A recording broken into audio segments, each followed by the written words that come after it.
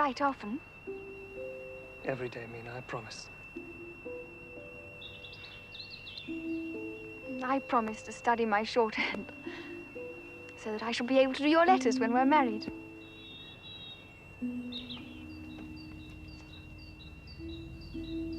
Jonathan! Jonathan! It's time for you to go. Yes, of course.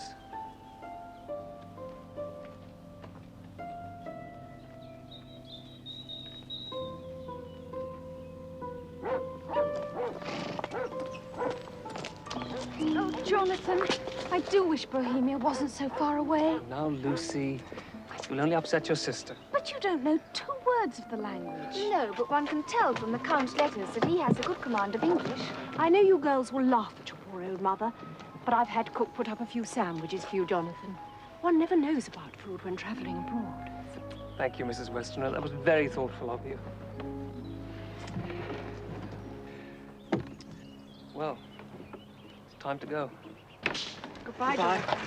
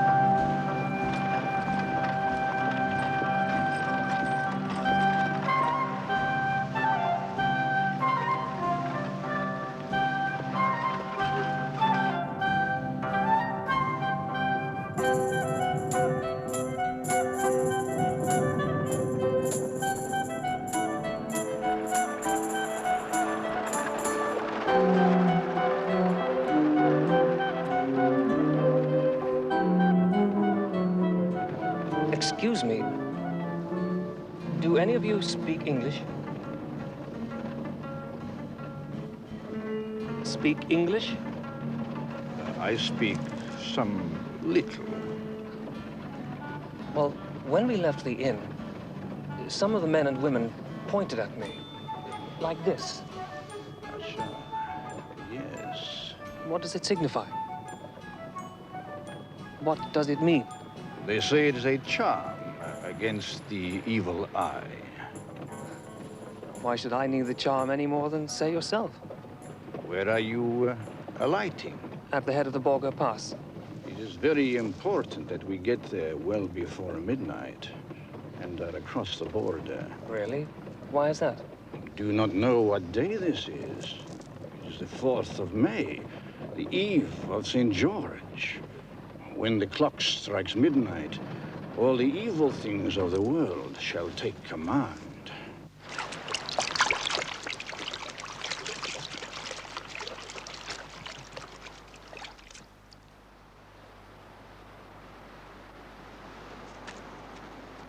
Concede quaesum omnipotens Deus, o protectiones tuis gratium corimus, liberaci amalis omnibus, serviamus securo tibimente serviamus.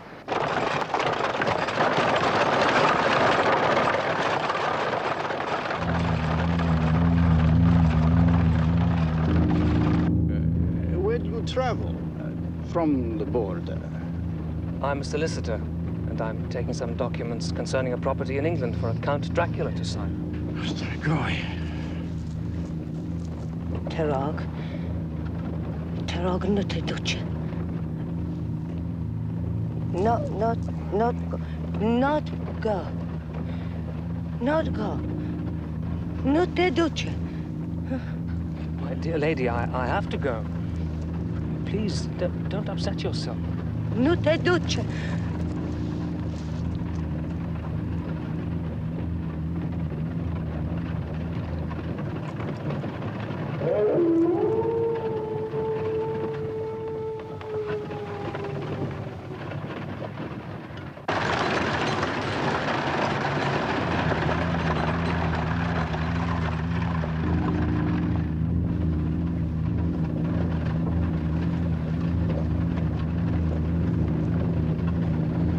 Please, the correct time. It's 6:30. I répétez!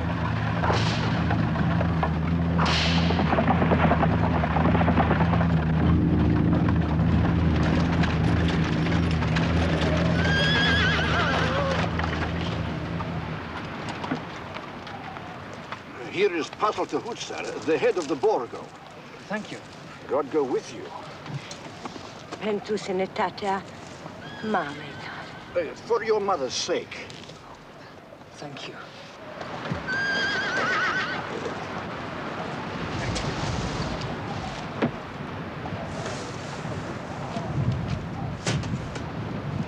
There should be a carriage waiting for me. Wait, moment bitte. I was told there'd be a carriage waiting for me. I'm sorry, we cannot delay. We cannot. But you can't leave me here in the middle of nowhere!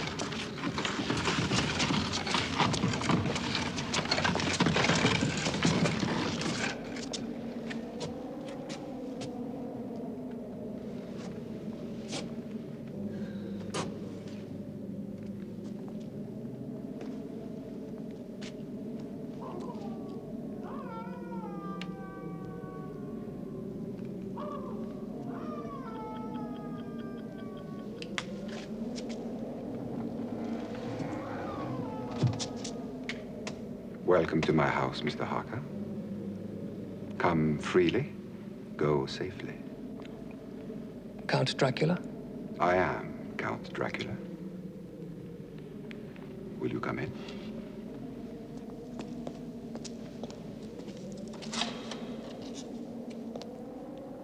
And please, leave here some of the happiness you bring.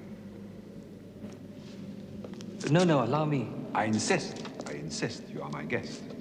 It is late, and the servants are not available at this hour. Close the door.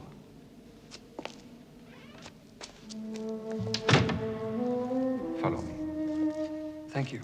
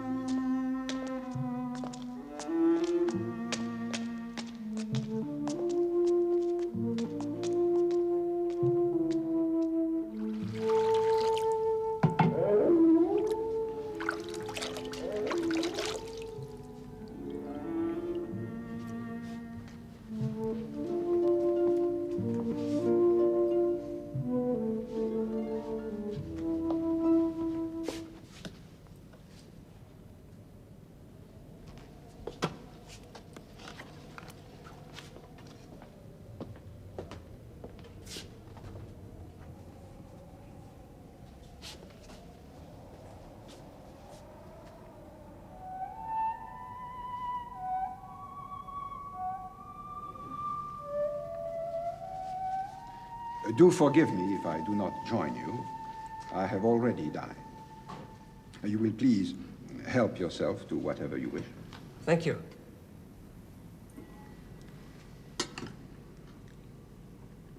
Some Tokai, perhaps? That would be very welcome.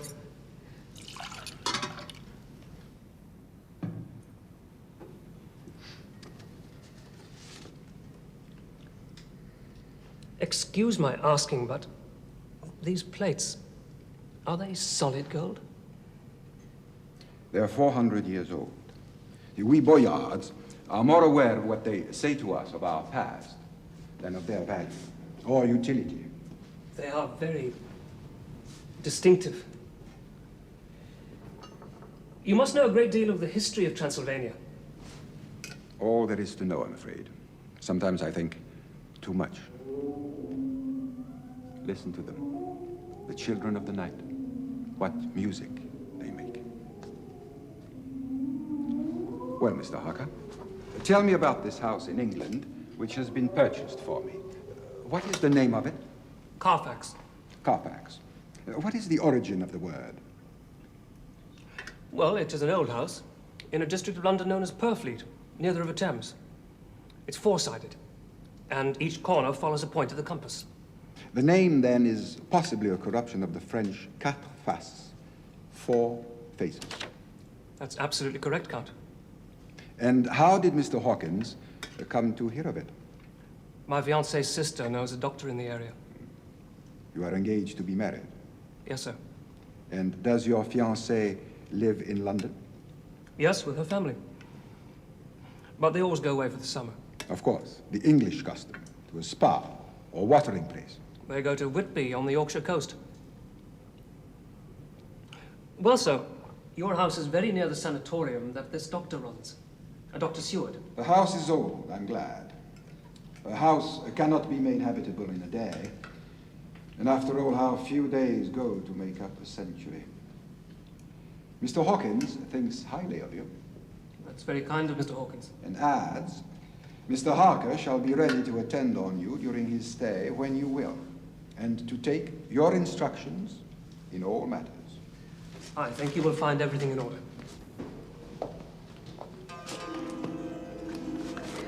Thank you. Give it to me.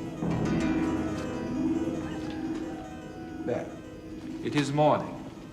How inconsiderate of me to keep you talking. You must be tired. But tomorrow, you shall sleep as late as you will. Good night, Mr. Harker. Good night, sir.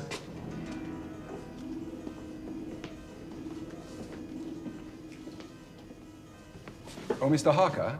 Sir? You may go anywhere you wish in the castle. However, the doors of certain rooms are locked. It stands to reason that you will not be able to enter these rooms and should not try. They have been locked for generations, and only the masters of the house have known why. Respect this tradition, please. Thank you.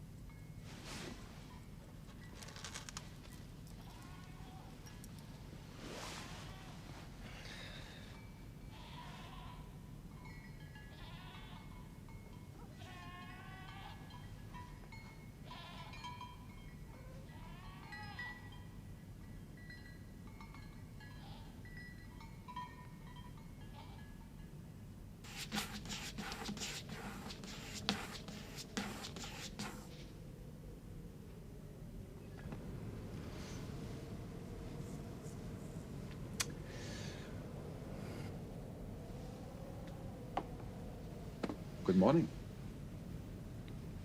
Or rather, good evening.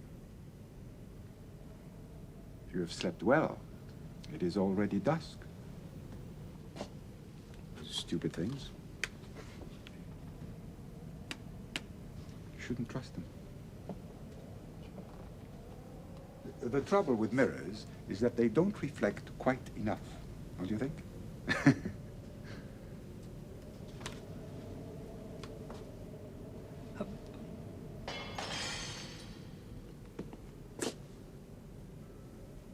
You've cut yourself.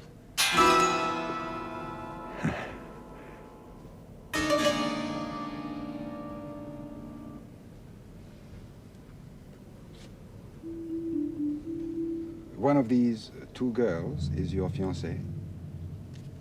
Yes, sir. The one on the right. And the other one? Her sister. An embarrassing choice. They are both very pretty.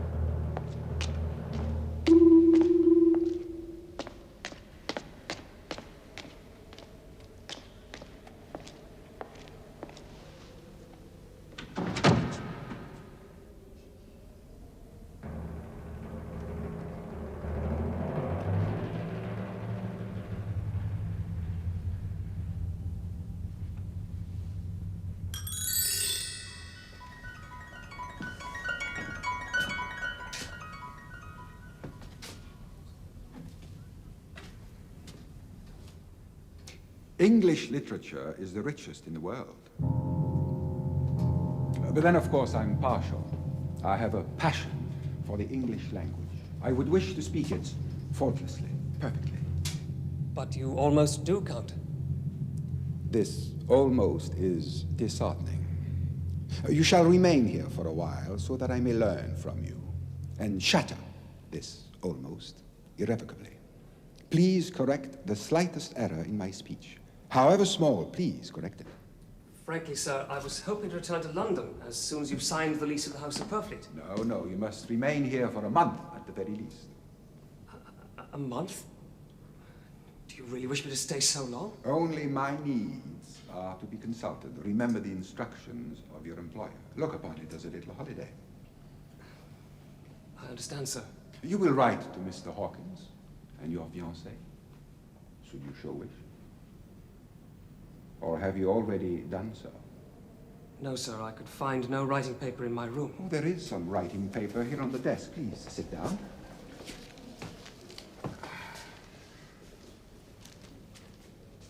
Very, very thin. The thinnest paper possible. One can almost see through it. Yes, indeed. Yes, indeed. You will forgive me, but I have many things to attend to before I set sail for England. I must go now. By the way, do not, under any circumstances, sleep in this room. Please. Very well, sir. Good. Until tomorrow, then.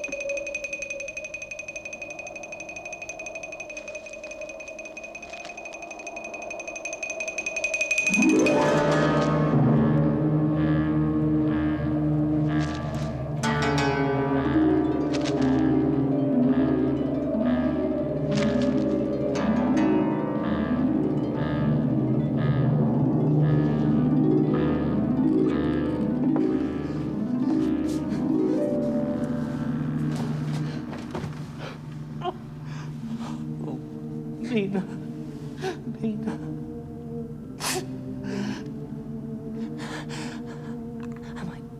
Am I going mad?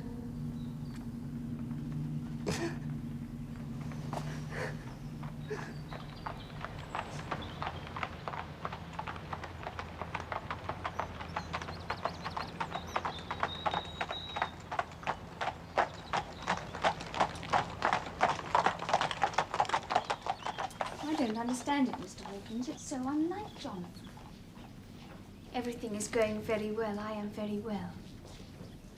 Nothing about his journey or what happened, nothing.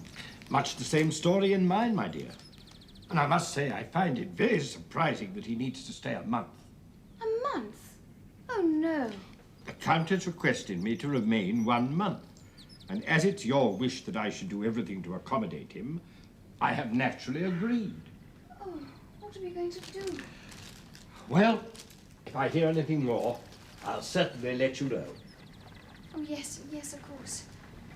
Oh, we shall be going to our house in Wickley for the summer at the end of the week. I'll keep in touch with you, my dear. Thank you.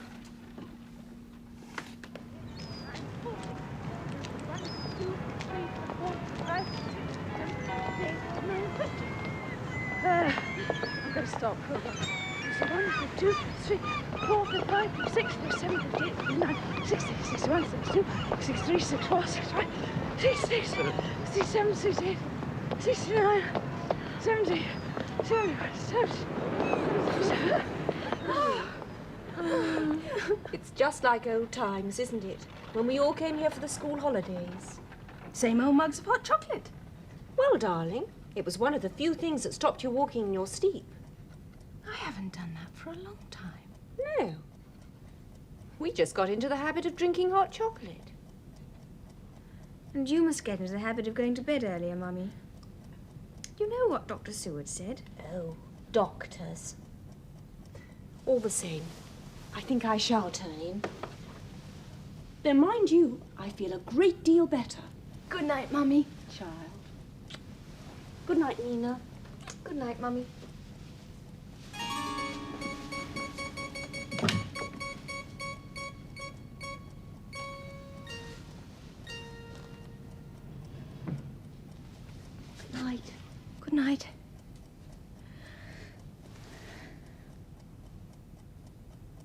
really worried about Jonathan.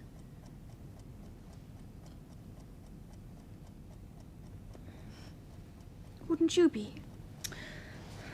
Poor Mina. You're so much in love. And you really don't understand men at all. You do, I suppose. Well, I've been longing to tell you. I've had 2 proposals of marriage. I know about Dr. Seward. Quincy. Quincy? Quincy P. Homewood. He's a very handsome American boy from Texas. And he's something high up in the embassy in London. Where did you meet him? Oh, well, that's the embarrassing bit. John Seward introduced us. Lucy. Which one are you going to marry? I'm really not quite sure. Oh, why can't a woman marry 2 men? Or at least as many as want her. Save all this trouble. Oh, you really are impossible.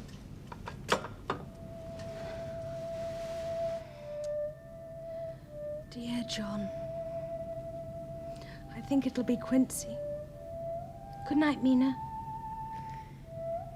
Good night. And I shouldn't worry about Jonathan.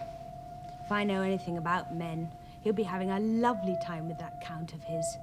What with deeds and torts and searches, all washed down with local wine. It's not Jonathan's style at all.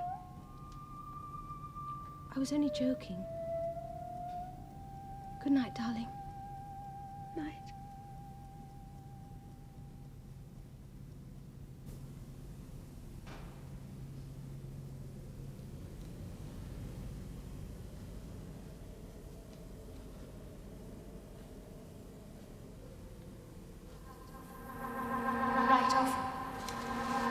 Right off.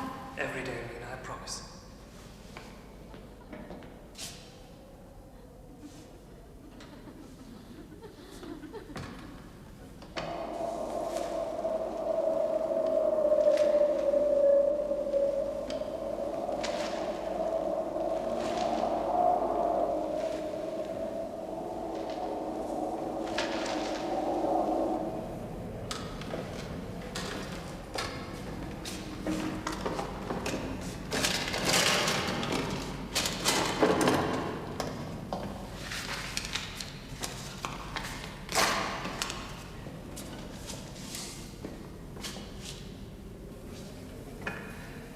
I promise to study my shorthand. Every day, I promise. Oh, my dearest, how I hate to go away. Just a moment's notice. Every day.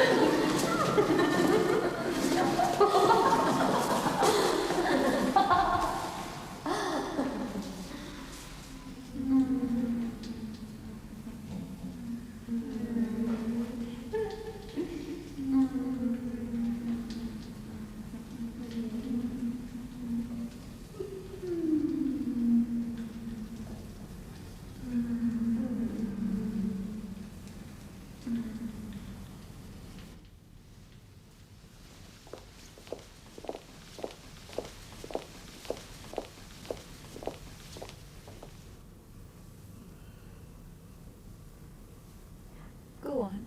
You can go first. Me? First? Will you have to ride?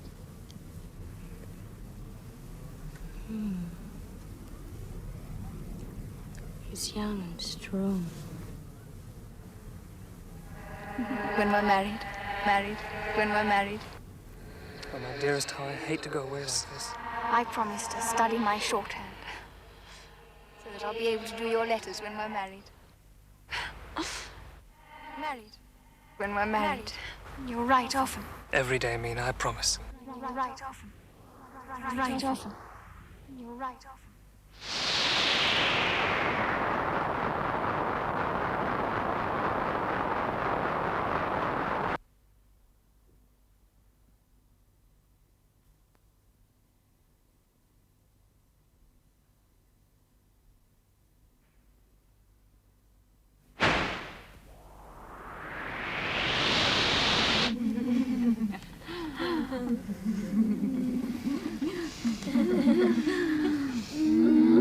Don't touch him. Don't look at him. Leave him. Back. Back. You never loved me. You never loved. You never loved. Oh, yes, I have.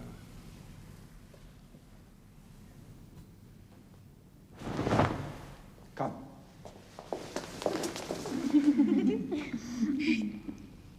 I need him for a while. Then you shall have him. He will be yours. All yours. When we're married. Just a moment's notice. Now go. I must awaken him. And tonight, you can give us nothing? Nothing?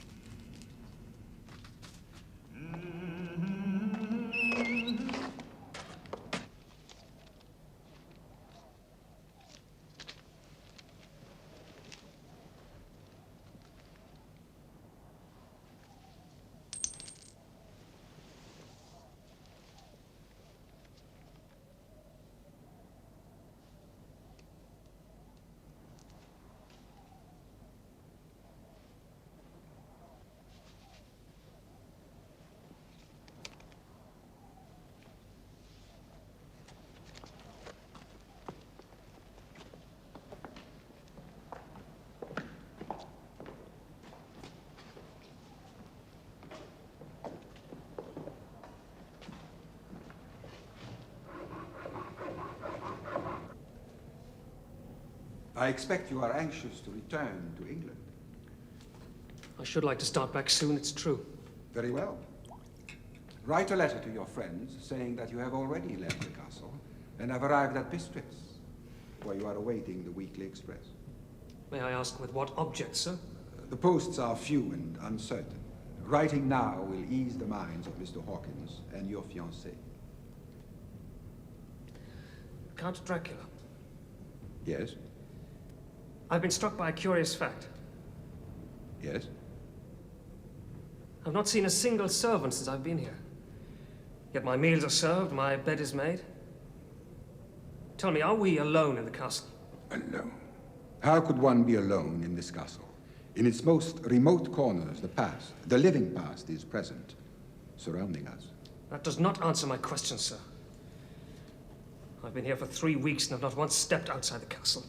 I would gladly have shown you the countryside if you had expressed a wish to do so. When would we have gone? In the dead of night?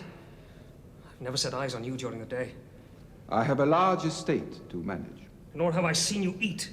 I eat alone. And who would have driven the coach? My driver? You are lying, Count Dracula. You are losing your temper, Mr. Harker. Who took me back to my room last night? Back to your room? What do you mean? I slept by mistake in the library. I witnessed a nightmare and woke up in my bed. How did I get there? Now, am I to be held responsible for a vivid imagination? Now you tell me to write a letter saying that I've already left the castle. Why? You're keeping me here against my will. Why?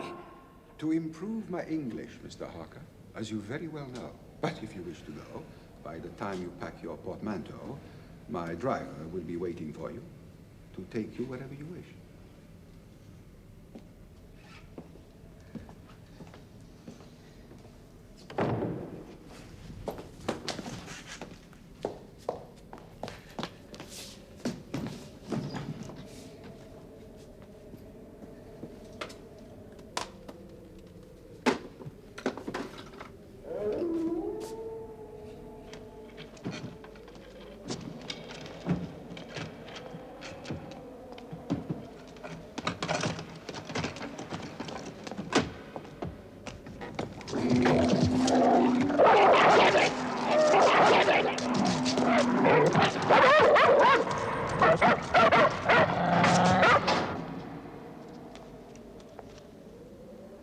Count, you're playing cat and mouse with me.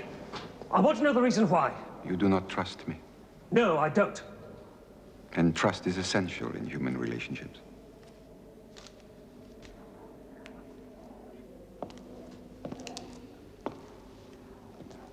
Oh, two Slovaks have given me this. It is full of strange hieroglyphics. Have a look at it. It might amuse you. And do not forget to write that letter, as I told you.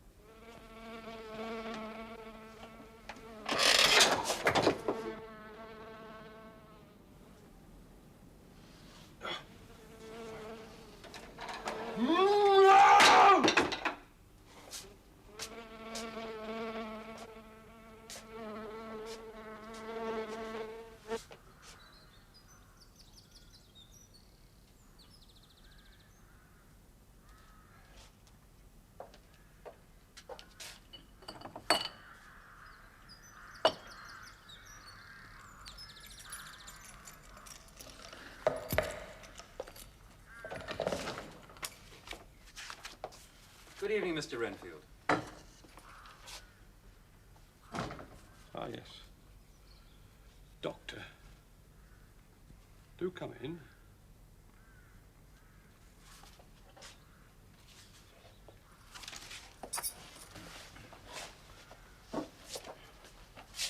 See what I have here. Oh, yes. That's a fine collection of flies. When I have sufficient, I shall start collecting spiders. To eat the flies? Exactly. But should you use so much of the food meant for you to attract insects? I shall be compensated. Well, I very much hope so.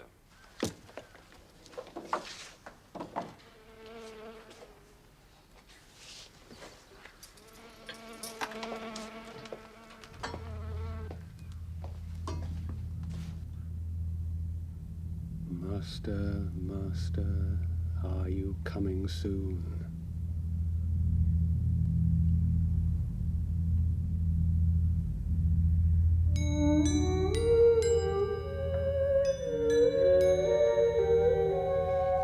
Open this door! Open this door! Open this door!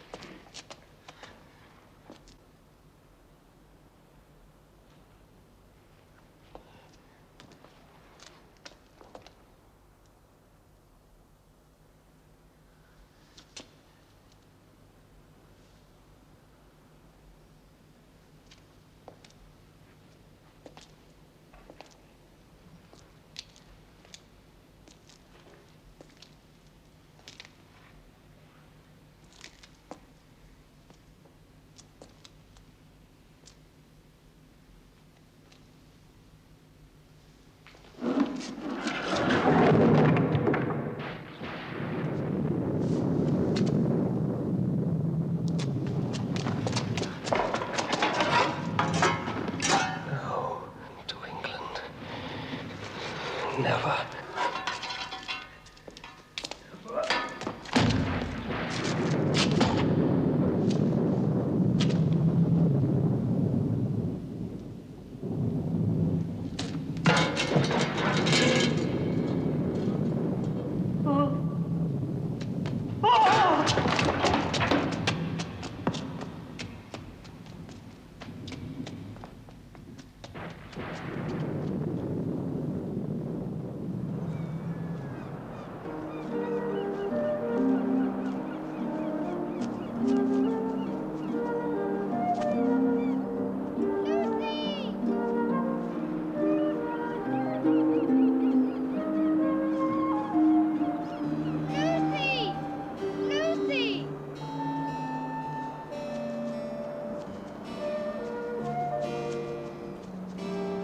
We should be getting back now, Lucy.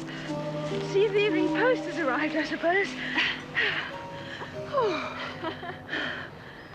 I don't know what it is, but I have the most uneasy feeling about Jonathan. He said he'd write every day. Afternoon, Miss Mina. Miss Lucy. Afternoon, Mr. Swales. Still sitting among the tombstones. To know what lies was wrote on them. Look here. Sacred to the memory of George Cannon, falling off the cliffs of Whitby. Erected by his sorrowing mother to her dearly beloved son.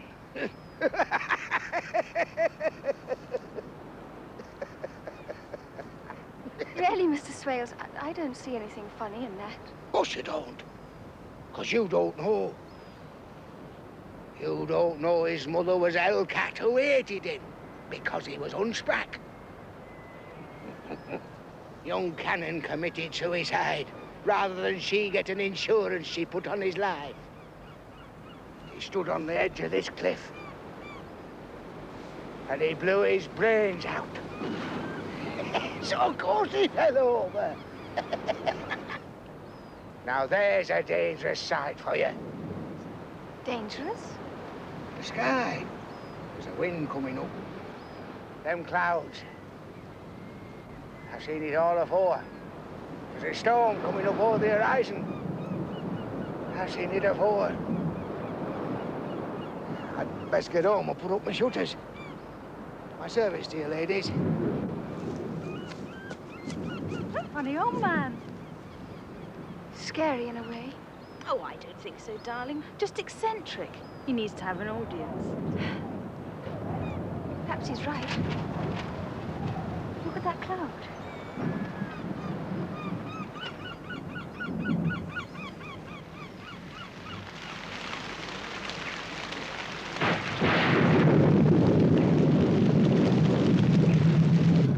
I've never seen such a storm. It's quite frightening. I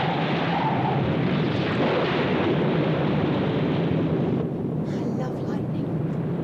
I always think something exciting's going to happen. Oh, look! What? I thought I saw a ship. Quite close to the rocks. Wait, wait. There! Oh, yes, I saw it. It's heading straight for the rocks. Oh, how terrible!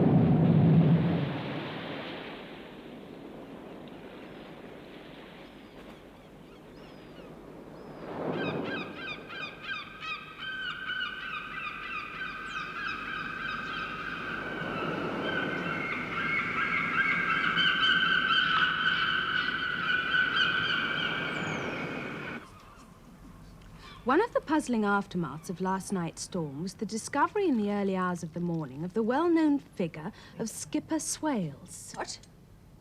His body was lying on a gravestone underneath a bench. A bench? He'd been savaged by a dog. Oh, no. It is evident from the ship's logs that the crew have convinced themselves that a strange man was haunting the ship. Some took to the boats, the remainder jumped overboard. It was then that the captain lashed himself to the helm. Isn't it exciting? I think I'd call it tragic. Oh, that of course. But exciting too. And frightening. Among the ship's cargo is a number of great wooden boxes filled with mould and consigned to a Whitby solicitor who took possession of them formally this morning. Whitby's such a quiet little place as a rule. The post! I think it's too bad of Jonathan not to write her a proper letter. I don't know what young people are coming to. But, Mummy, there may be all sorts of reasons. And letters do go astray. Particularly from abroad. Well, I can't help feeling there's something wrong. It's 3 for Mummy. Thank you, darling. 1 for you, Lucy. I've got 1 from Mr. Hawkins. It's from Quincy. He's coming down for the weekend. Oh, good. That'll be nice for you, dear. Mina? Just nothing, really.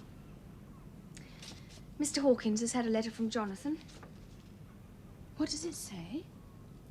That he's on his way home and is waiting for the express at Bistritz. Well, when does he leave? June the 18th. But he should have been home weeks ago. Lucy, whatever's wrong?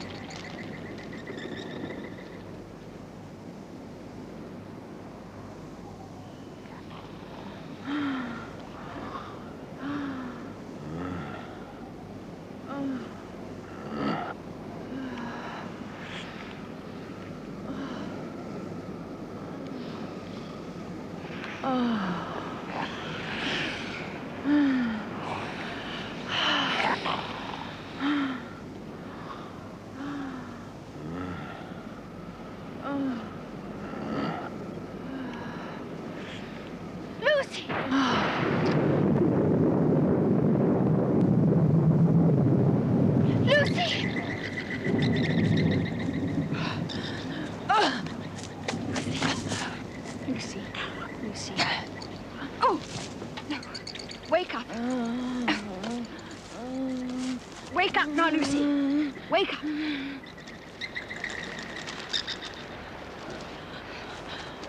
What am I doing here?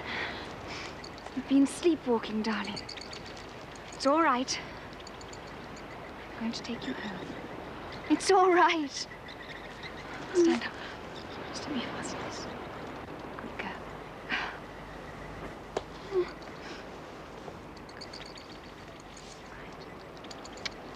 Come on, Lucy. Let's go home now.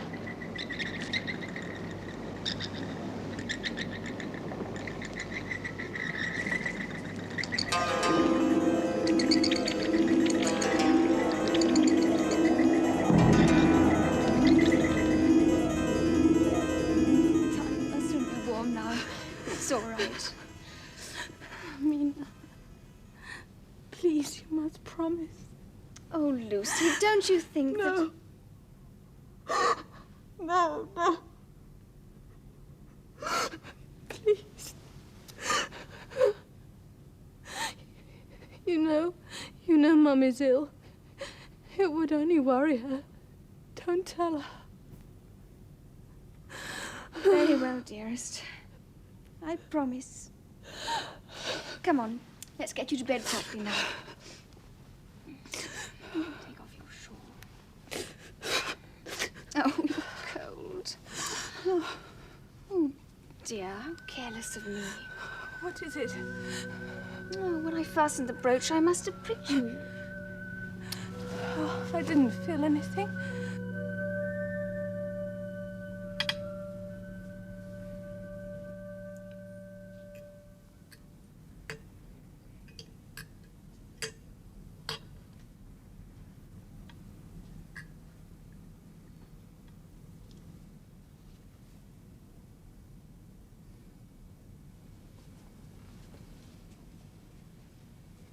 Why aren't you eating anything, darling?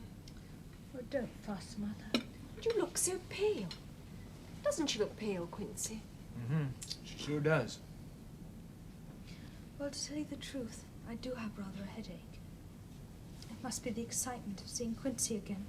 Whoa there, little lady. I sure hope that ain't the effect I'll always have on you. Why don't you go to bed, darling? Yes, I think I will if nobody minds.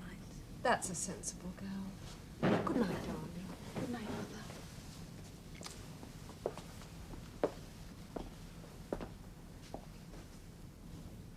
Well, good night, sweetheart. I sure hope you feel better in the morning. I'm sure I will. Tomorrow, we'll go sailing. And we'll have a lovely time. Sure. Good night.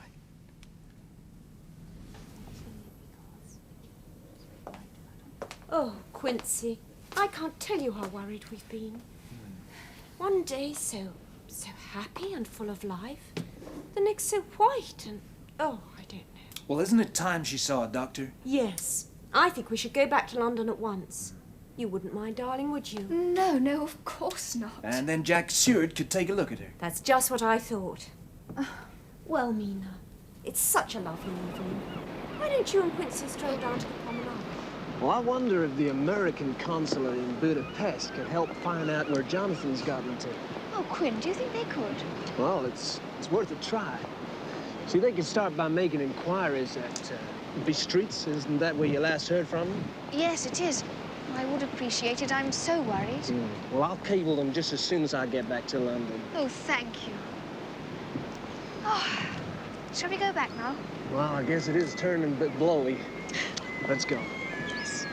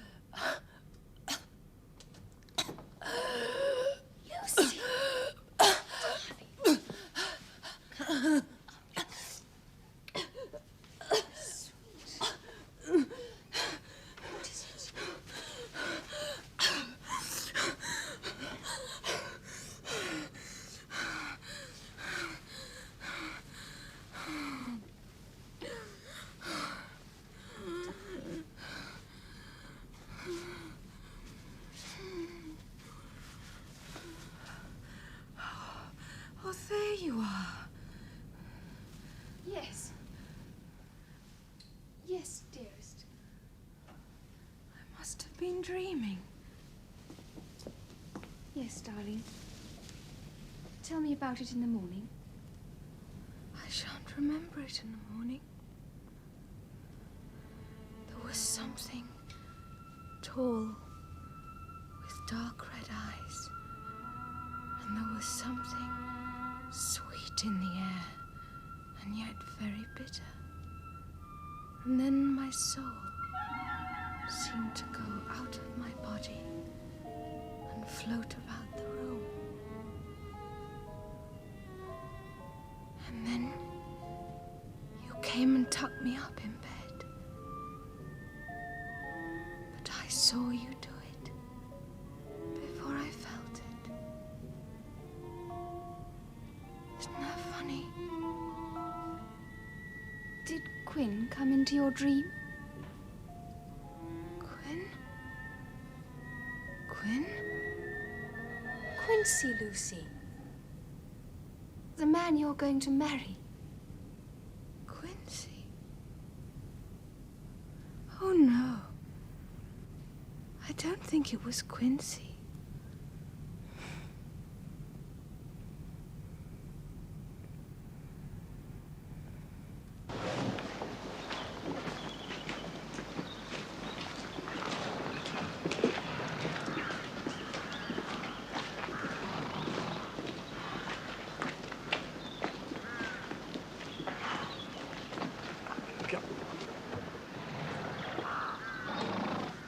Bowles? Sir? Any idea what the devil's going on over there? What, a car flank, sir? Yeah. They've been in that all afternoon. It's bloody heavy, them boxes. What the devil's in them? I mean, I could understand if they were moving in furniture, but these things... Didn't a foreign gentleman buy that old place, sir? The one that young Mr. Jonathan went abroad to see? Yes. I'll tell you, he was fascinated by the whole thing, sir. Oh? Renfield. Really? It's time for the afternoon run, sir. Yes, of course.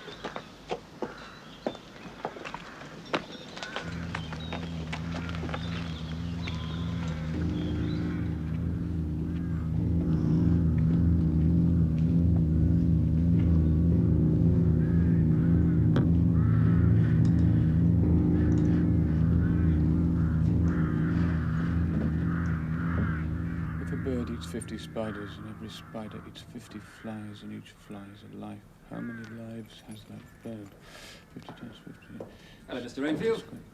How's the experiment going? Fly spiders, birds, fly spiders, birds, fly spiders, birds, fly spiders, birds, Yes, fly spiders, I birds. see. Yes. Tell me, how did you manage to catch them? They were sent to me. By whom? I am not at liberty to disclose that.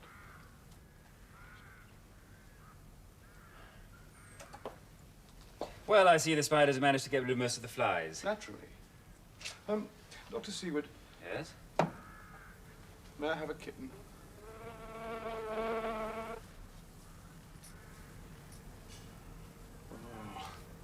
Oh, come on, man. We can't have that. Now, come on, spit it out. Come on, spit it out. Come on. Why? It is very wholesome.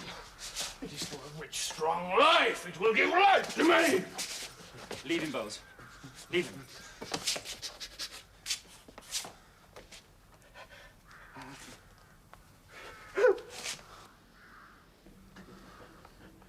The kitten, please. Dr. Seward, please, please. Now come and sit down. Sit down.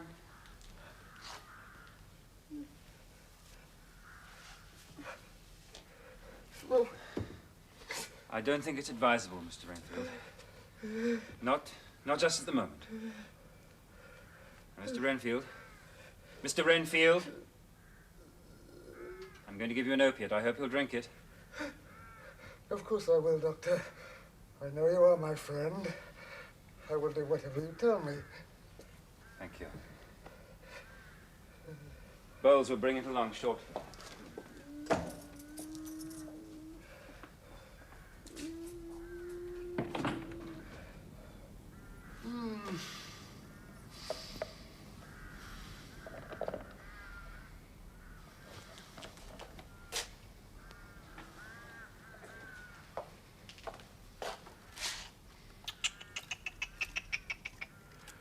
Dinner time, my pretties.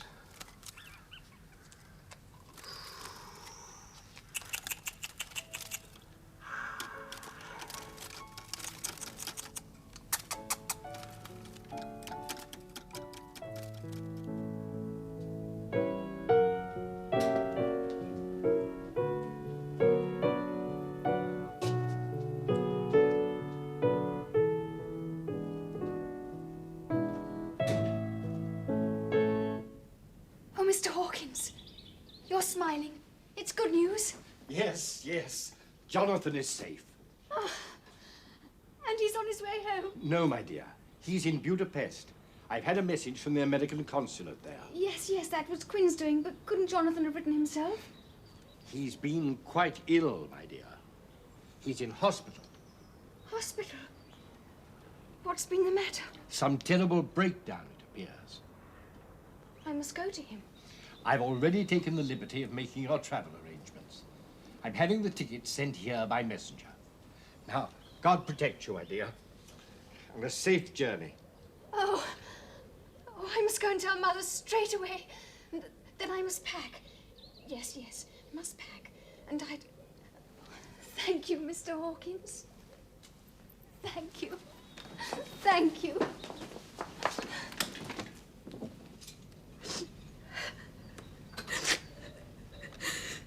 I hear that Mina's found her long-lost Jonathan. But now, nearly finished. Look up for me. Up at the ceiling. Uh-huh. Now your hand. There. All over. Quite painless. Is there anything really wrong with me, John? Not so far as I can make out. There are none of the usual symptoms of anemia. Will you tell Mother and Quincy that? They're so worried. Yes, I certainly shall. And thank you. Thank you for coming all this way. My dear Lucy.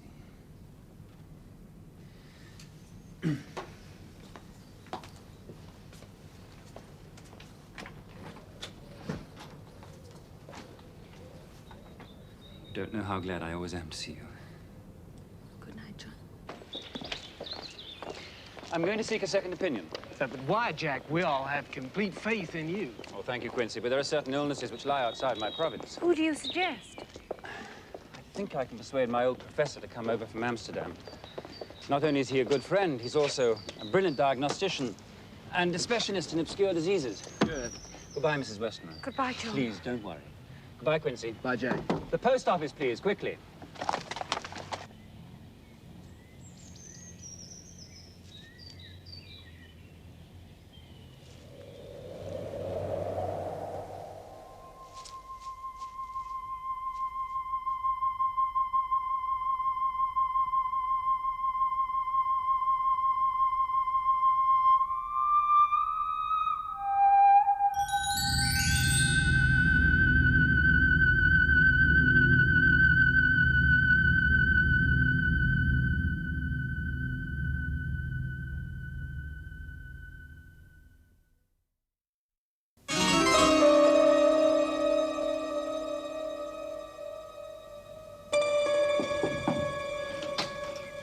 Lucy, may I present Professor Van Helsing? May I say how honored I am at meeting a young miss who is loved by so many people. Thank you. And this is Mr. Homewood. Ah, yes, the fortunate groom-to-be. Professor? It is love that makes the world go round. And like most cliches. It is true. One thing strikes me very forcibly. There are less smuts in London than when I was here last. Oh, Professor, you make me feel better already. You see? A terrible Dr. Sword. He says you're ghastly pale. How can he know anything of young ladies? Oh, you mustn't be unkind about dear John. No, you're quite right, Miss Westerner, for he is kind to give me shelter in his asylum. But you see, the young do not unburden themselves to the young. But to me, who is old, I see many sorrows. The young ladies talk.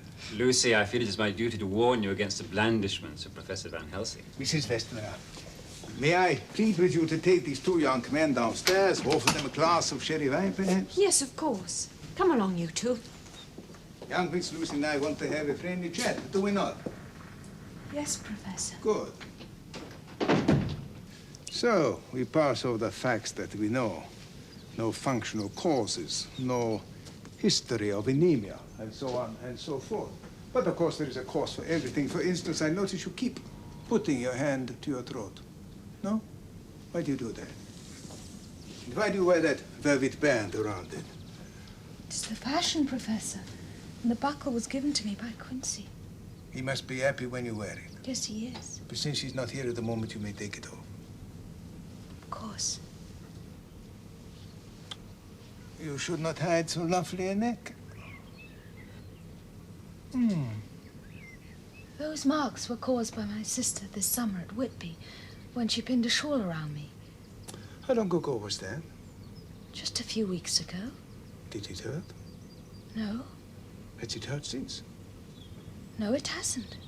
How did it come to pass that your sister was spinning a shawl around you?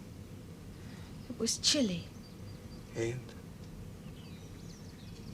I was walking in my sleep. I see. Oh, well, that accounts for that. And when you sleep, do you have dreams? Oh, yes. And at the time, they frightened me. But in the morning, I can't remember anything. Do you think you could be worried about your forthcoming marriage? Oh, no. I love Quincy very much. Good. Now, one last thing. Will you allow me the liberty of examining your teeth and throat? Of course. Good. Now. Good.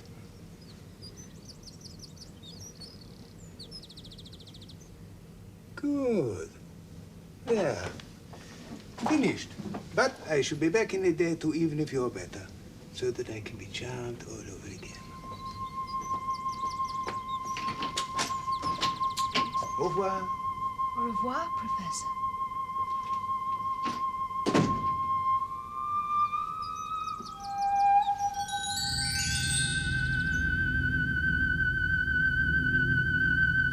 Would you like a drink? No, thank you, no. After a single examination, I do not wish to diagnose, but there is some memory stirring in my old brain. When we return to your asylum, John, we will telegraph Amsterdam for certain of my books. Then we shall solve the mystery. We certainly shall. In the meantime, let me know at once if there is any change. Yes.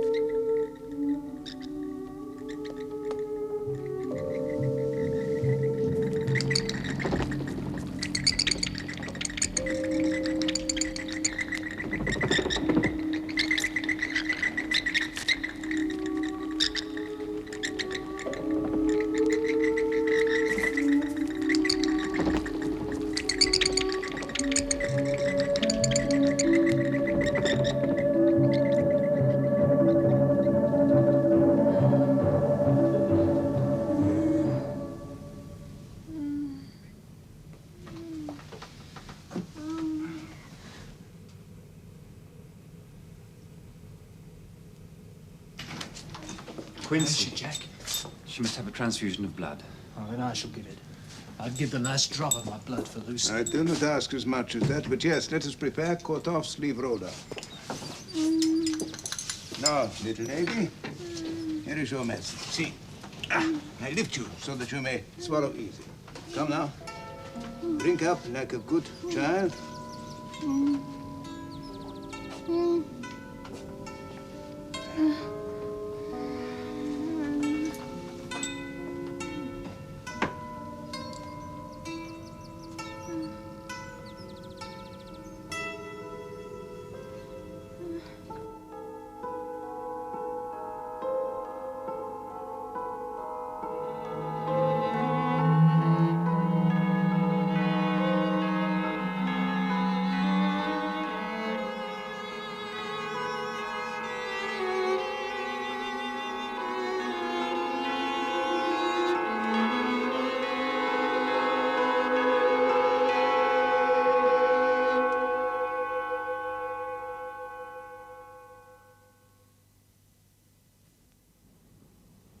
Good evening.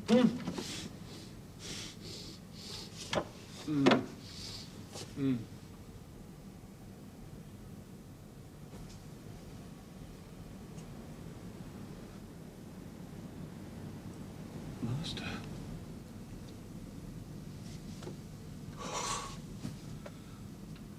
What do you offer me? More insects with steel and sapphire on their wings. Yes, yes. Moths with skull and crossbones on their backs. Yes, yes. Blood. Blood. Yes. Life. Years of life. Yes, yes. Lord and Master, give me eternal life. Ooh. Ooh.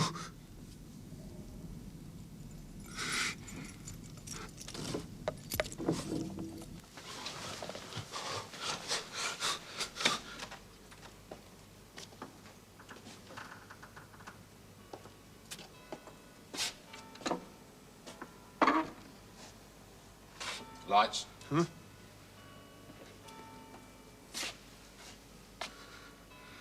Where's the doctor? Well, he's not here tonight.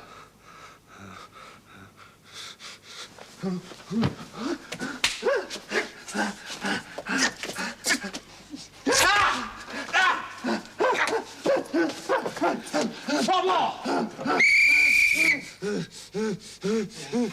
One more! Fetch a straight waistcoat!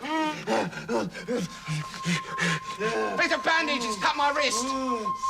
Blood is the life, the blood is the life. The blood is the life, the blood is the life, the blood is the life, the blood is the life. I shall live forever, I shall live forever. I shall live forever, I shall live forever.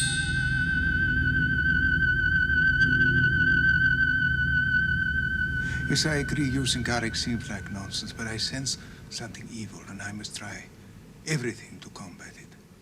Evil will not disappear simply because we disapprove of it. But what is the evil? I believe there is a monster in our midst.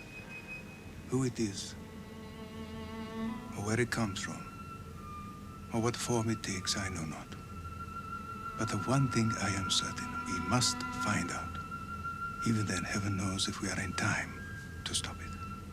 Now, these are for you, Miss Lucy. For me?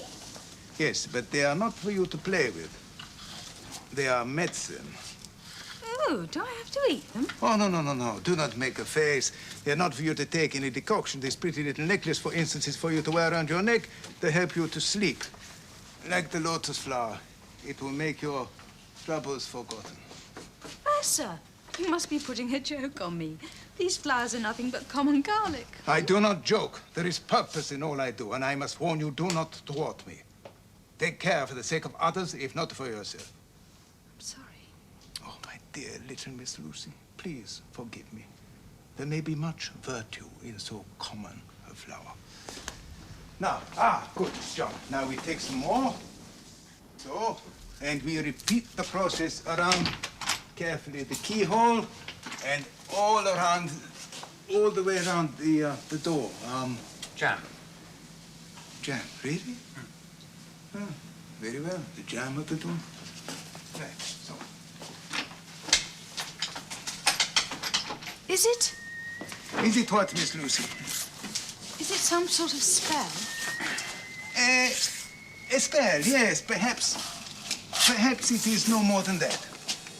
Oh, and take care not to disturb your pretty little necklace, eh? And even if the room feels very close, do not on any account open the window or the door once you have finally retired for the night. You understand? Promise. Good. Have you finished, John? I think so. Good. Under here? Oh, no. I don't think we should say anything to Lucy's mother about what we've been doing. We'll only make her more anxious. I agree. To any questions, answer doctor's orders. Very well. So, tonight we can sleep in peace, and tomorrow young John and I will come to see if my spell has worked. Good night. Good night, Lucy. Don't leave me. My dear, it'll be all right. We must trust the doctor. Good night.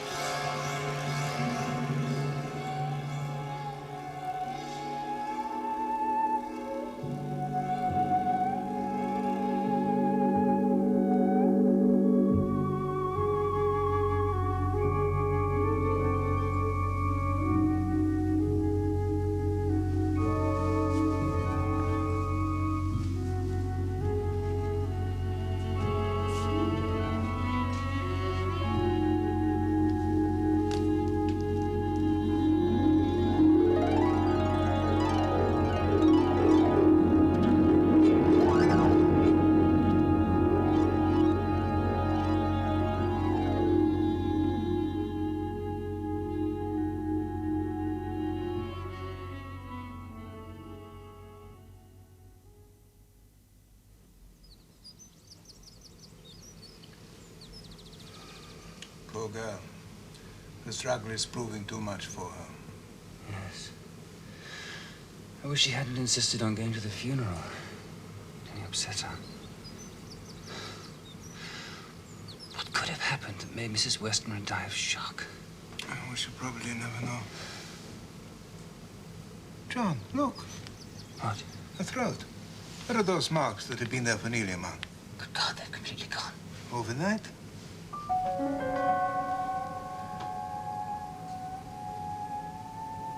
She's dying. Go and fetch Quincy. Yes. Yes, of course.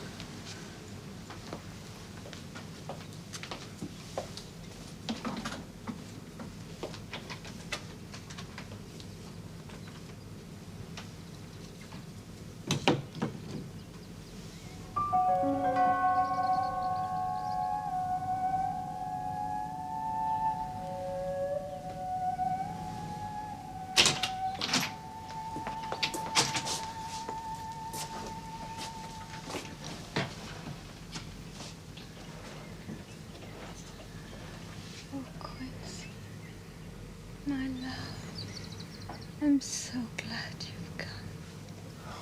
No, no, no. Hold her by the hand. It will comfort her more. I've been to see the house again, sweetheart. It's gonna be all ready to move into right after our honeymoon.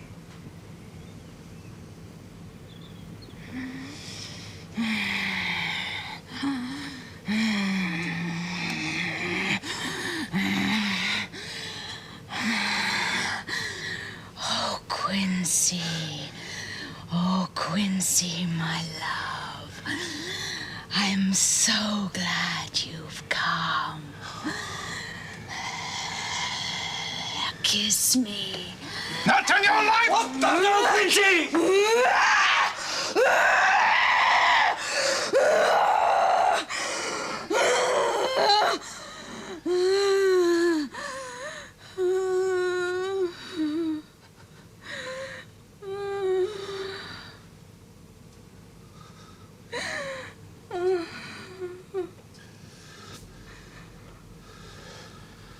Oh, Professor,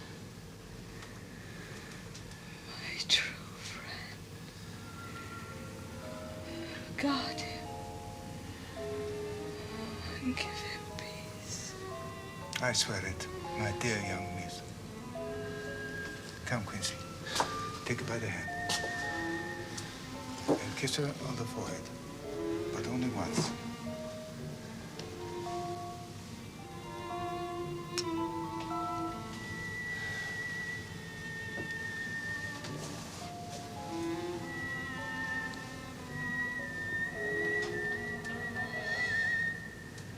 It is over. She's dead.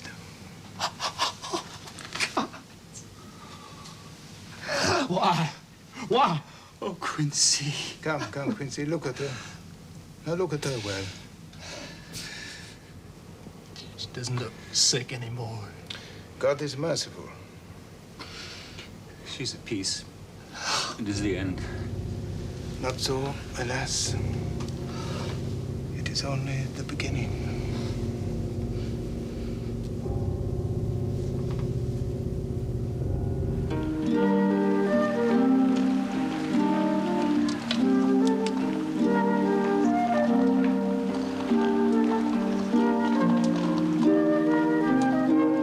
Isn't it wonderful to be home again, my dearest?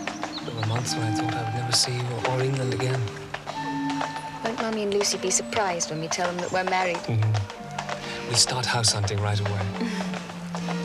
Only mean it. Promise me one thing. What, my darling? Promise me. What? Promise me that you will never, as long as we live, cook me paprika chicken. Paprika hen? Oh, 9-9.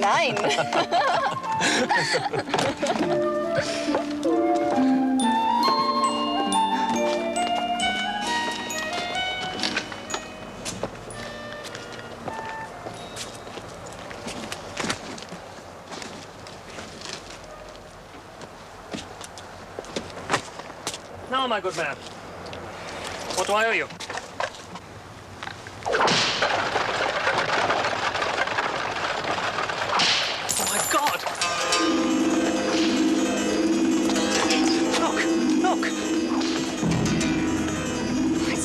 cab driving away? No, he took no money. It's him. It's... Jonathan, it's all right. Don't look anymore. But you don't understand. It was Count Dracula. Yes, darling.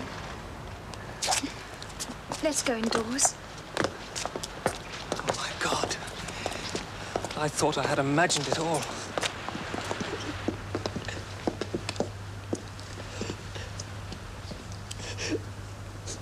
There was just no way of letting you know how ill she'd become.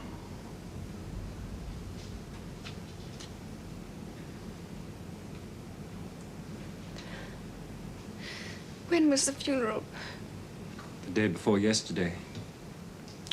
Such terrible homecoming, my dear young people. You must believe we did everything we could.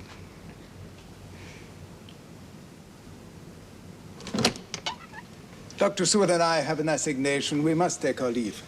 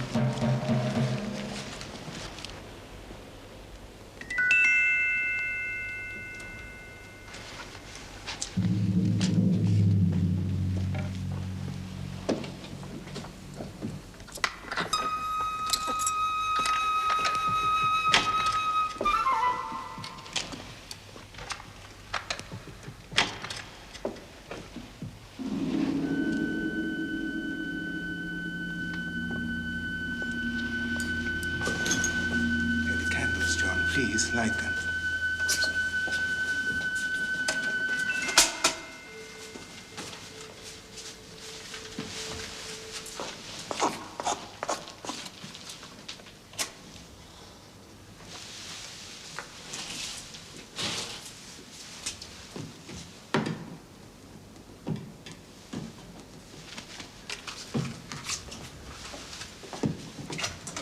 What are you doing? As you see, cut off her head. What? Mutilate her body? Why? It's monstrous. Friend John, I know you loved her, but there are certain things of which you have little knowledge. I do nothing without good cause.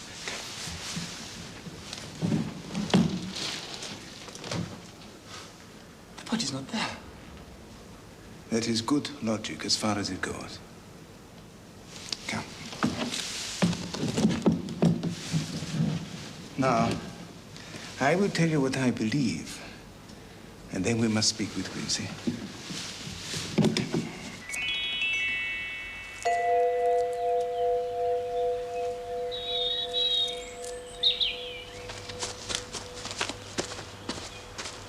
Body snatchers. With the key to the vault? No. Try again, young friend. John, look. Good Lord.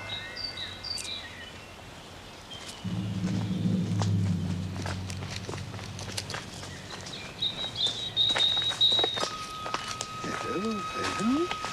Well now, what have we here? I've been with a blueful lady. Blueful? Do you mean beautiful, perhaps? Do you? Yes. Well, don't you think it is time that you were at home? Yes. Good. What have you got there? Oh, for me? Oh, thank you. Good. Well, now, up you come, and off we go. My, what a handsome young man you are. I've been with a blueful lady. Yes? Oh.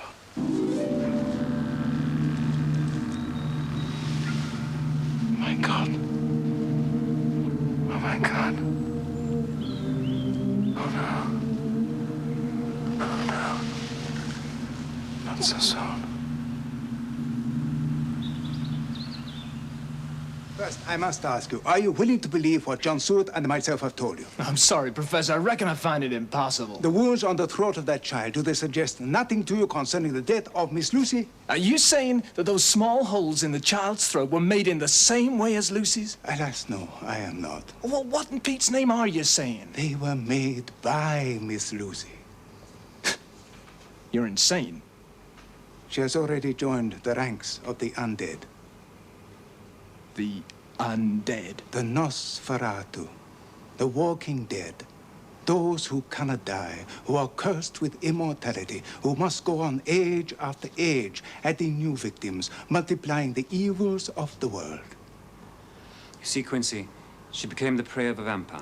She is now a vampire herself. And now, I must tell you the terrible thing I propose to do.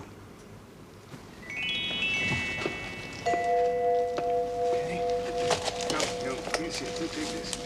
Hey, Professor. Yes.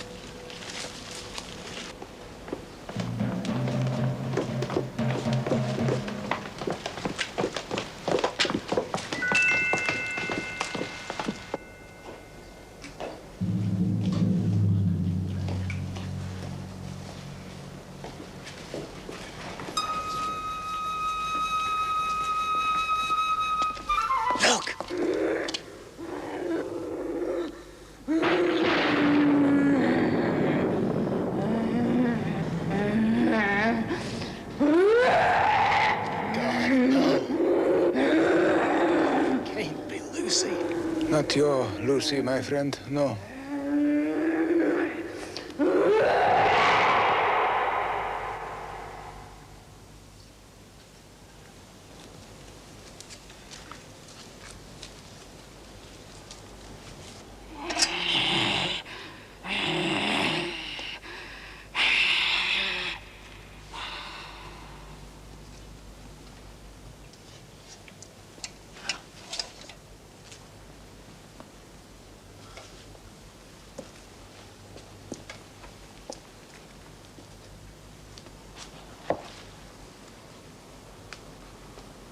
Come to me, Quincy. Come, my love. Leave these others, and we can rest together for eternity. No!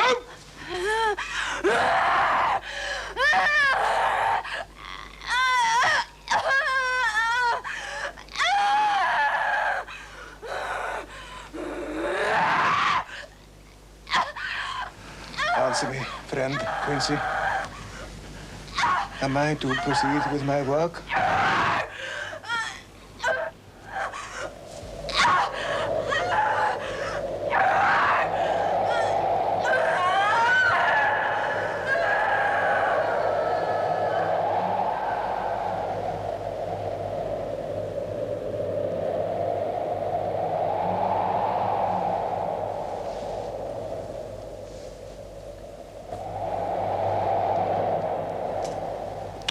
It is dawn.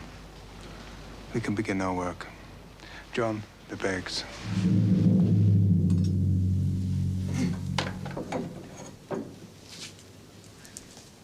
John. John, please. Thank you. Friend Quincy, when this undead lady becomes truly dead, then her soul shall again be free, and she shall take her place among the angels. So, John.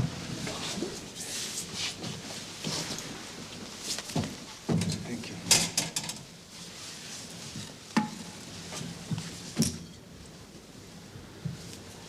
you. It will be a blessed hand that shall strike the blows. No. Brave young friend. A moment's courage, and it is done. So, place the point over the heart. So, take the stake in your left hand. Take the hammer in your right hand. And when I begin to read the prayer for the dead, strike in God's name, so that the undead shall pass away. De profundis clamavi ad te, Domine, Domini exaudi vocem meam. Fiantoris tui intendendis et iniquitabris Domini qui tum Domine. Continuo salama me in favore. Serabit mea Domine. Acas de Patrino ad cum sperit. Requiem aeternam dona e Domine, et lux perpetua lucia te. It is done. Quincy, it's all over. It's all over. Oh, all right, Jack. Good. Come, Quincy. Let me show you something. You see, no longer is she the devil's undead, but God's true dead, whose soul is with him. John, take Quincy back to the house. Give him a stiff brandy. Make him rest. I shall complete the exorcism, and we shall all meet tomorrow. Come, Quincy.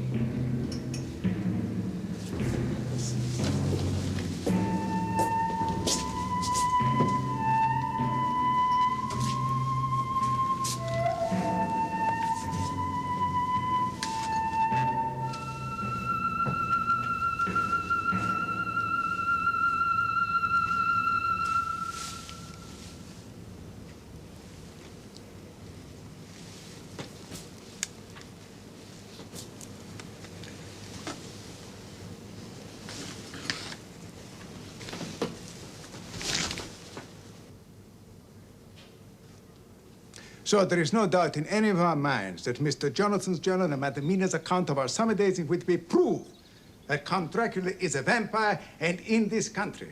No doubt at all. Good. Your journey to Whitby, was it rewarding? I think so. I spoke to the harbour master and a local solicitor. 50 boxes of earth were brought ashore from the wreck and delivered to Carfax. I don't grasp the significance of these boxes or the earth. It is only on earth that has once been consecrated, once been, hallowed? Exactly, thank you. Earth that has once been hallowed, that the vampire can first seek sanctuary. And where does this earth come from? From the graves of Castle Dracula, from the Count's ancestors, from his children, his children's children, all hallowed grounds in the eyes of God. And we must stamp out this terrible and mysterious enemy. Do we fight? What say you? I answer for Mina and myself. Count me in, Professor. I will do whatever I can, of course.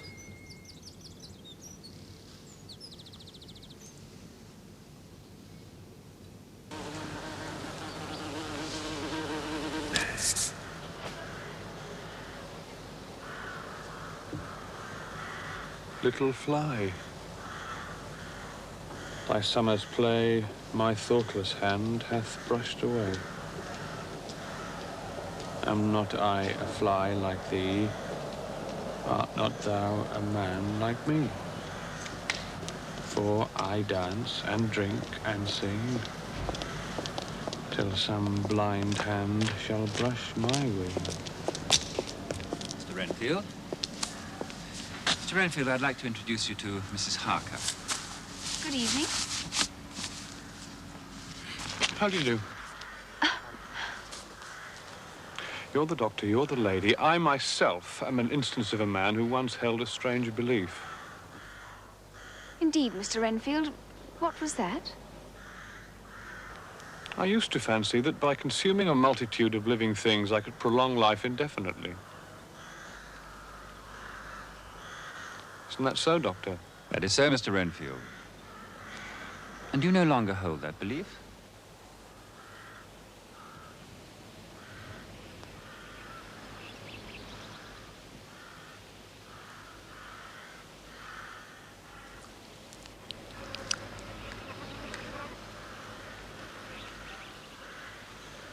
Oh, I have some advice on the subject of Madam Mina. Jonathan. Her help has been all-important, but now she must have no more to do with this terrible affair. The risk is too great. She is too precious, and we men will act all the more free knowing that she is not in danger. Very well. I'll take her back to Hampstead and then return here.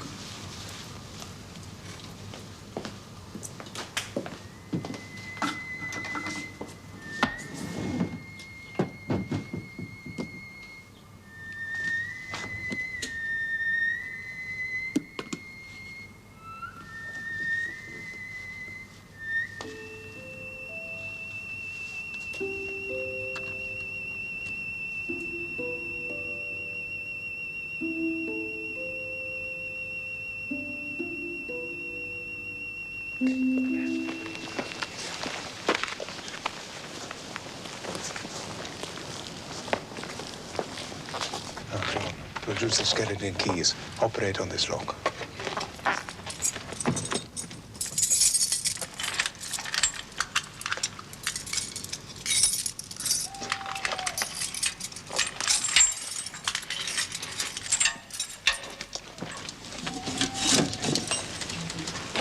It appears the Count has a penchant for stacking his boxes in holy places. Now, Jonathan, you know the layout of the house and grounds. Is there a chapel? Yes, there is. Good. They need us to it.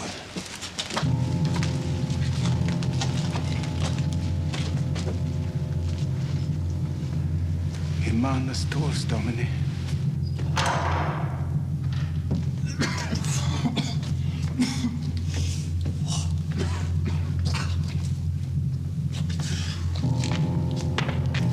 God in heaven. Stench.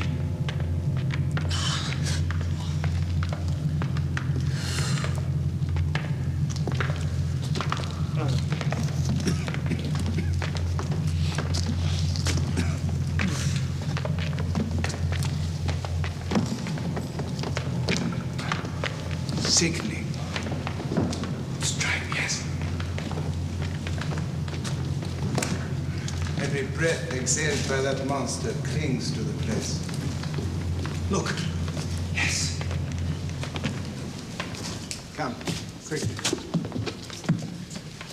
We will open the boxes one by one, and I will sterilize the earth. How, Professor? With this consecrated host, I have permission. With particles of the host, I shall sterilize the boxes, sanctify them, so that never more can he lie in them. Come, Quincy, open the bag. Just get to work, quickly.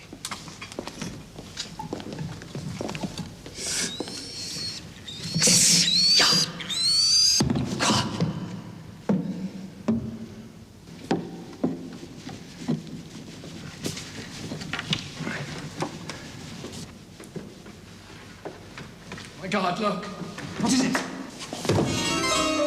Where? There, in the corner.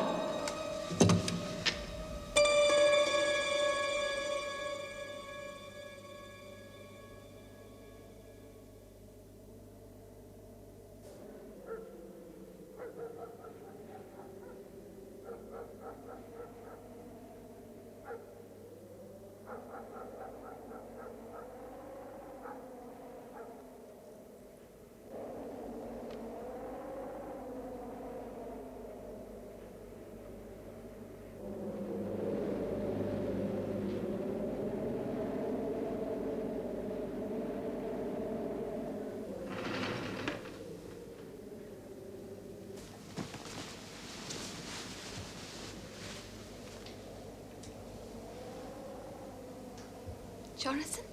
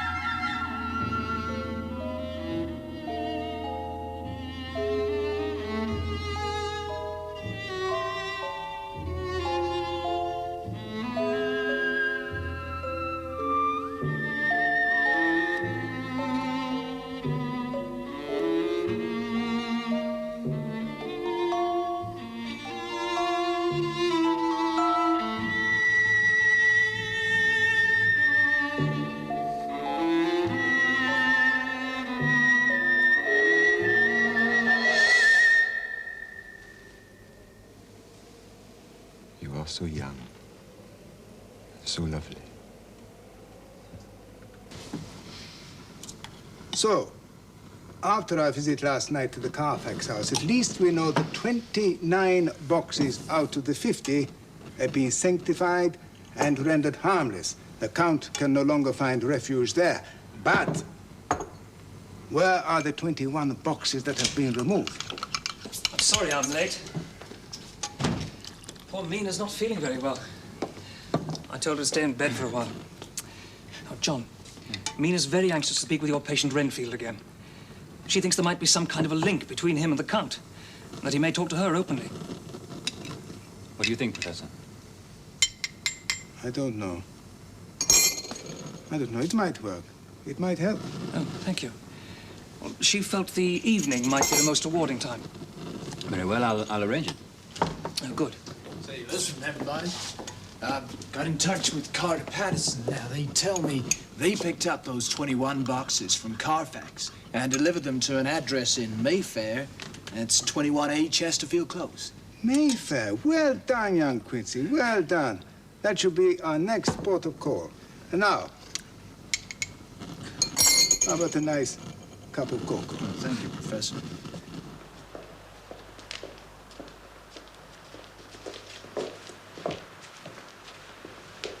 There's a young lady to see, Mr. Renfield. I'll be nearby when you're ready to leave, miss, if you take my meaning. Thank you.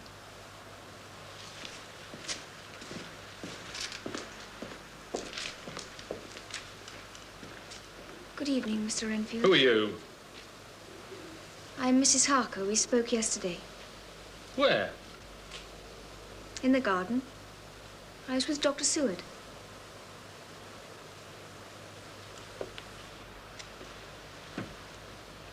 I was very interested in what you were saying about eternal life. You look different today.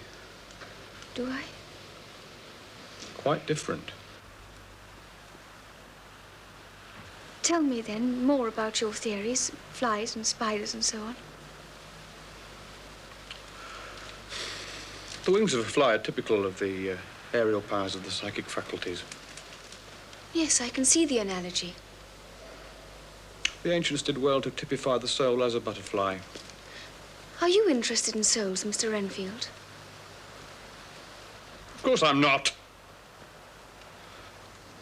Life is all I want.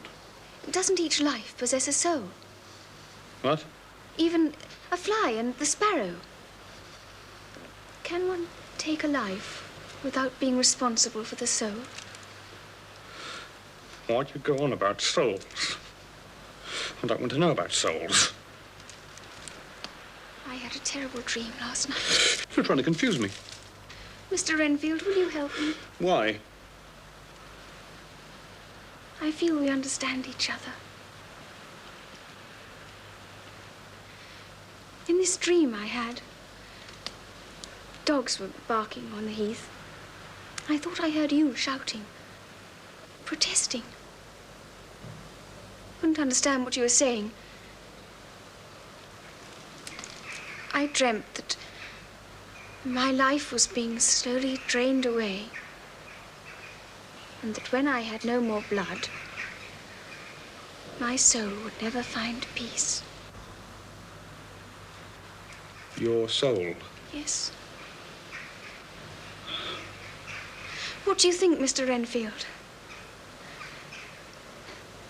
That in some way I could have been so sinful that I must spend my afterlife in purgatory?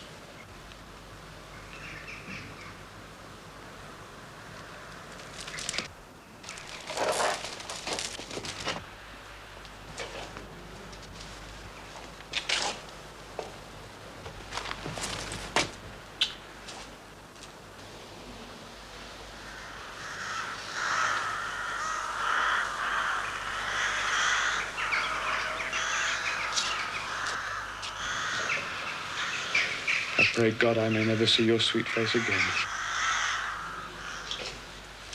May he bless you and keep you.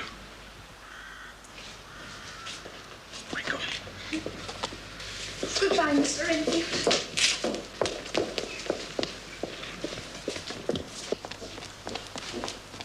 Seward. Thank you, Professor. Dr. Seward. Dr. Seward. You must let me go at once from here. Go, Mr. Renfield. But why? Now. This very hour. Let them take me in a straight waistcoat. Manacled. Leg ironed. Even to prison. Let me go. Is it something Mrs. Harker said that's upset you?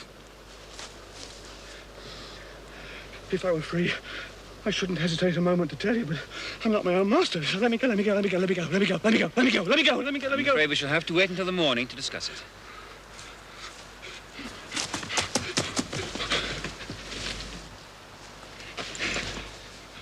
I'm not a lunatic in a mad fit. I'm a sane man, fighting for his freedom. Come, Mr. Renfield. No more of this. Come. I want you to go to your room. Try to behave more discreetly. Dr. Seward, I trust you will do me the honor to remember that when this night is out, I did what I could to convince you.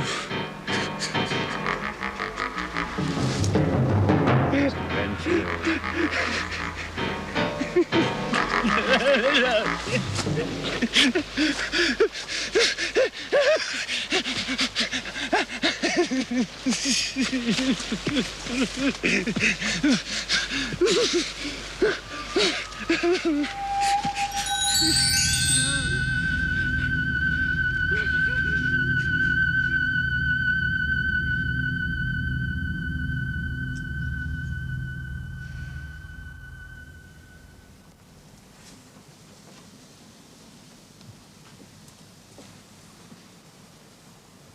I could have been so sinful that I must spend my afterlife in purgatory. Why did you refuse what I have sent you? I do not want you here. Why? If thought is life, and strength and breath, and the want of thought is death, then am I a happy fly, if I live or if I die. You should be overjoyed by what I have sent you. You've sent me nothing. Look at me. Look at me. I have sent you a human being, a living person. She's initiated. Take from her and give to her. The two of you will live forever. God give me strength.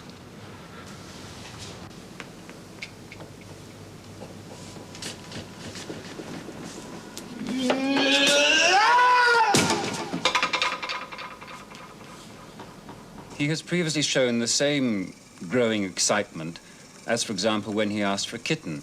This excitement...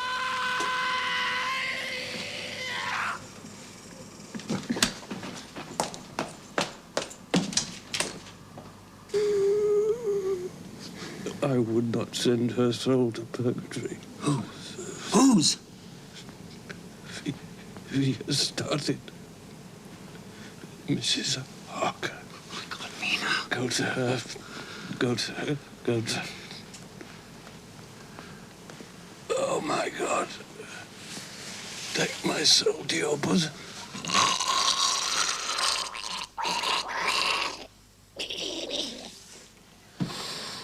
Bowles, get my carriage. Quickly! Let's get to Hampstead.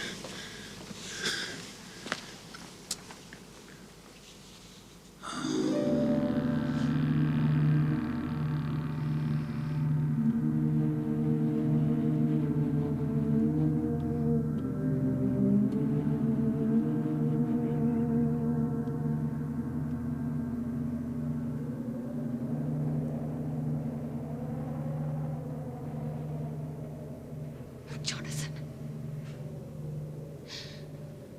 Jonathan. Wake up. Wake up, Jonathan. Your husband will not awake.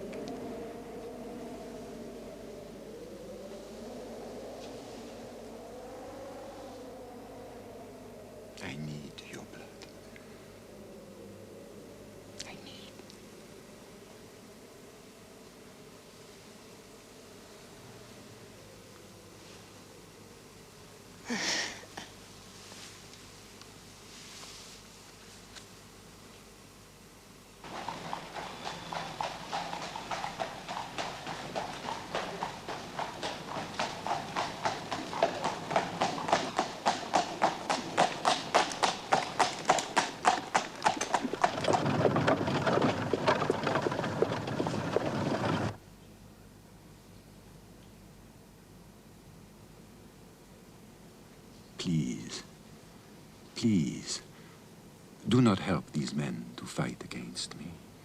They're superstitious fools. They've been losing for 2,000 years. Do you know the significance of the kiss? You are nourishment to me, blood of my blood, flesh of my flesh, my beautiful wine press. We shall cross land and sea together, land and sea.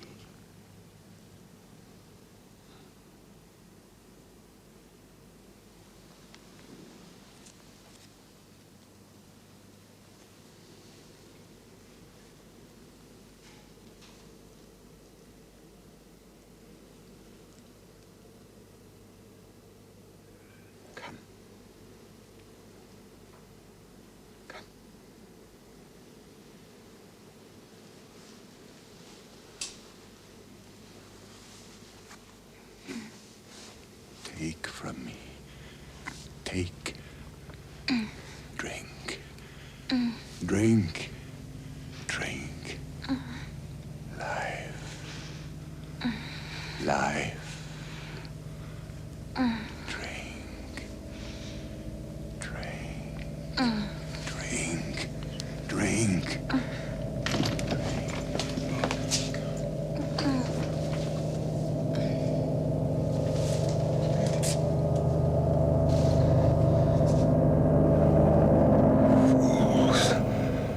Fools.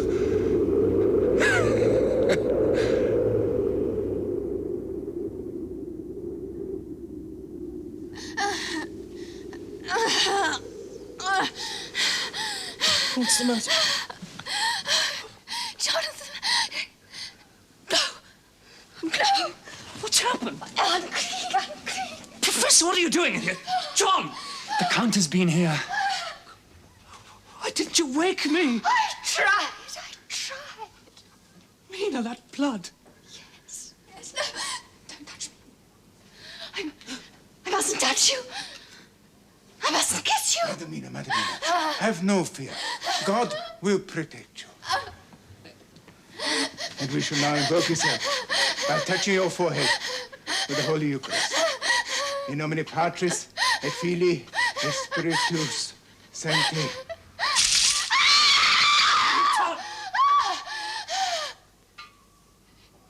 Unclean. Even the Almighty shuns me.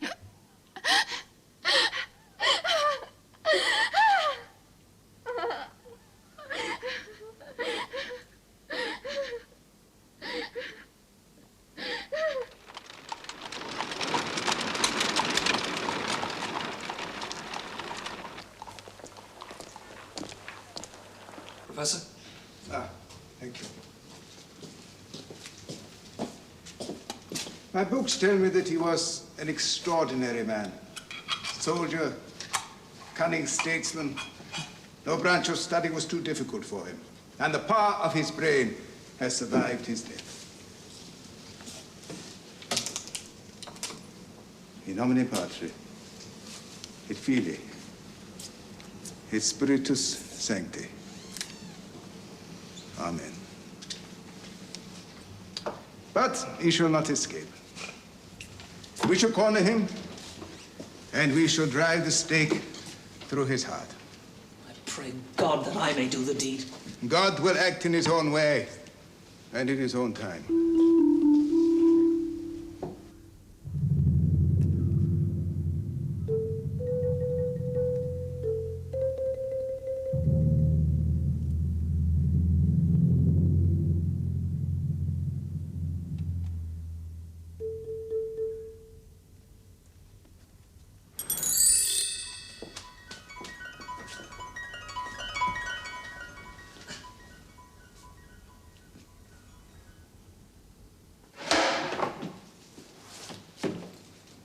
Retro, me Satanus. Yes, it always sounds more convincing in Latin, Professor, doesn't it?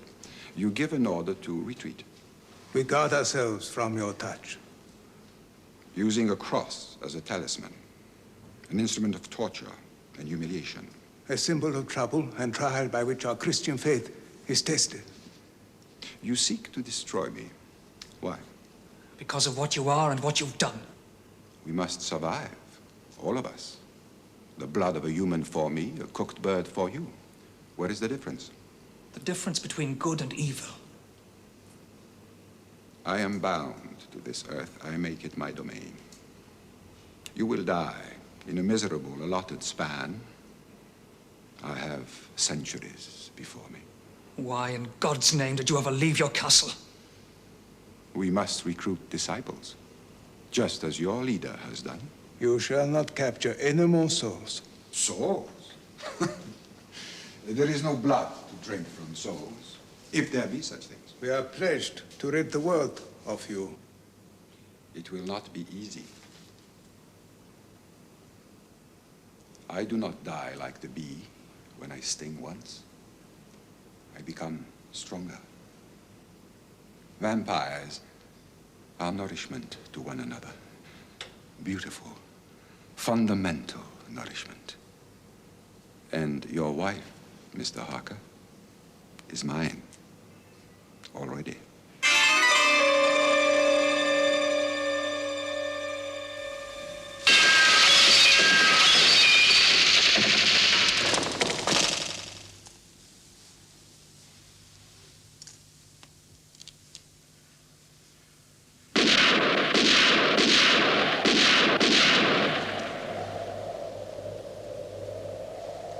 You think you will leave me with no place to rest?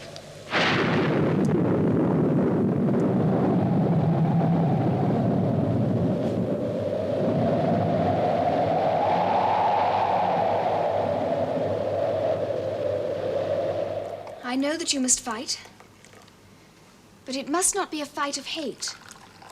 That poor soul who's brought about all this misery is the saddest one of all. Mina, how can you say such things? If I could send his soul to burning hell forever, I would do it. Hush, Jonathan. You must be pitiful to him, just as someday you may have to be pitiful to me. Also, I believe the Count can somehow force me to tell him what I know and be in league against you. I don't believe that. No? Do you think that I don't look at myself in the mirror? Oh, dearest, don't. Yes, yes, we must face facts, however unpleasant. Tell me, how many boxes did you find at Bermondsey? 8. And at the Mile End? 4. And sanctified them all? Yes. 1 box left. Madam Mina, you are the wisest of us all. So tell us, where do you think the last box is? There's only one place he'd feel really safe.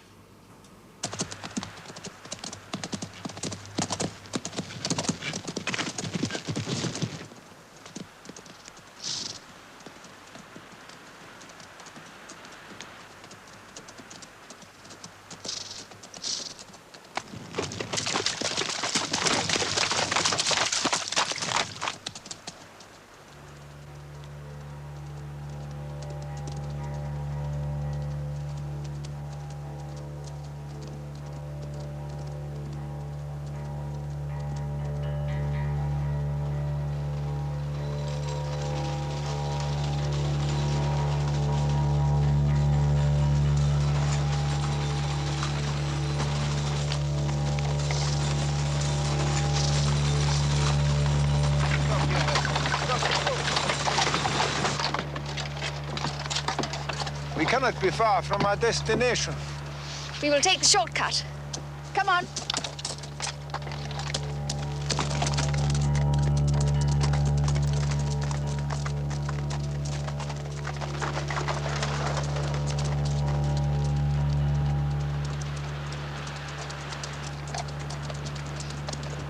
Madam Mina, Yes, sir, Professor.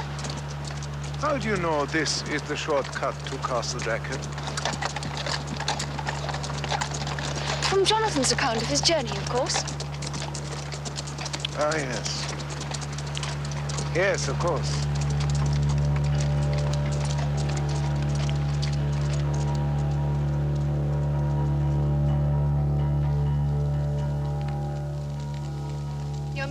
ready, Herr Professor. Good, good. Splendid. Ah, Here you are. well, how charming. Thank you. Oh. And yours, my dear little chef? No. I have to confess, I was so hungry, I've already eaten. Oh. Excuse me.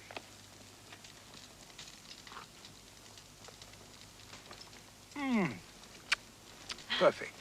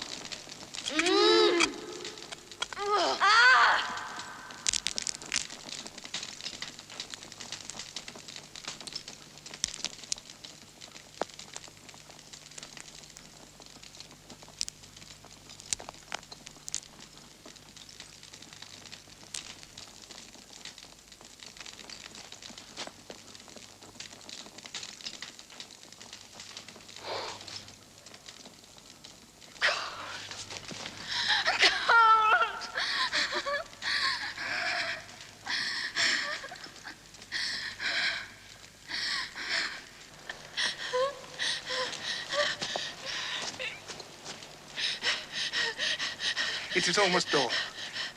Come to the fire, Madam Mina, and get warm.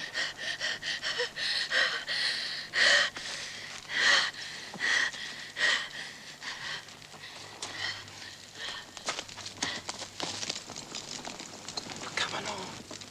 Come along. I cannot.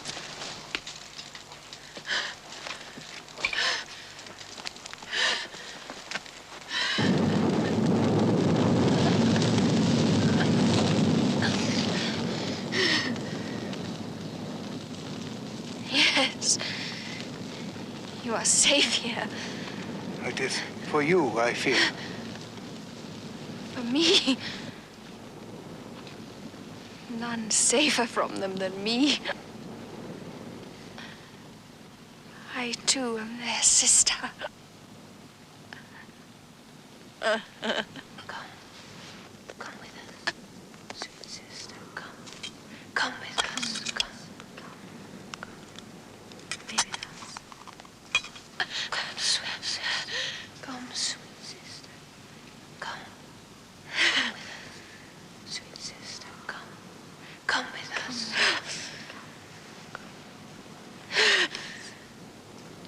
Come, sweet sister. Come. Come. Come with us.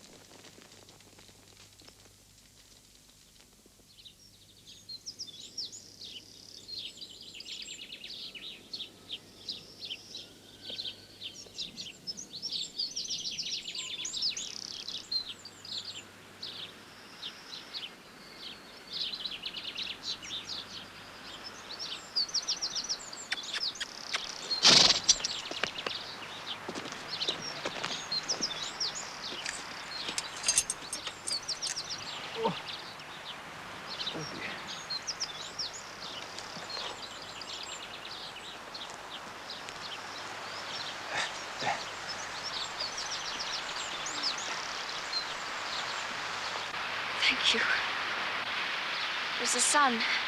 Yes. Thanks be to God.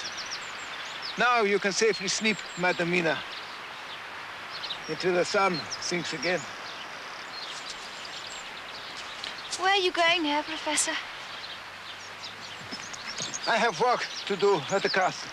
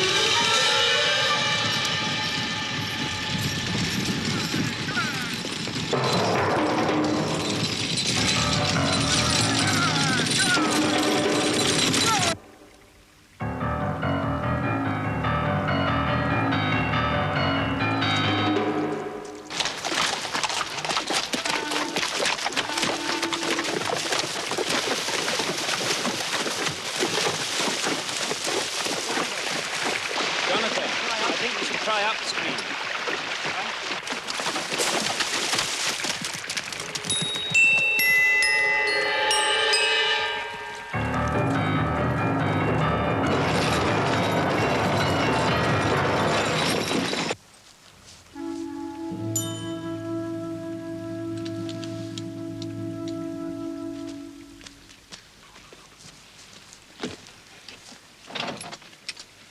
The hour has come, Madam Mina.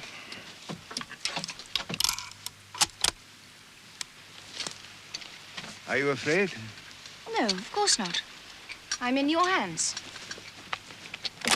We are both of us in God's hands.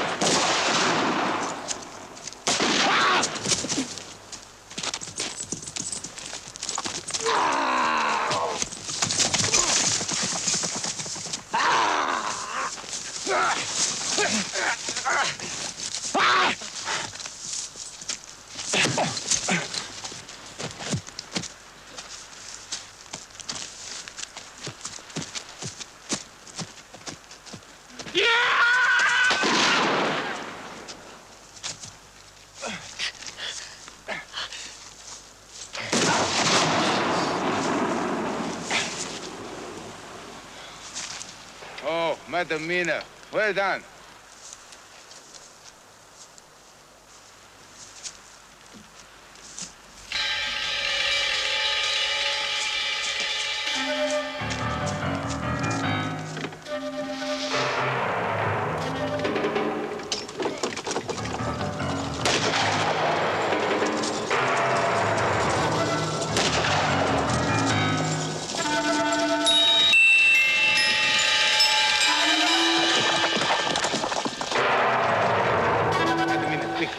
Quickly, come.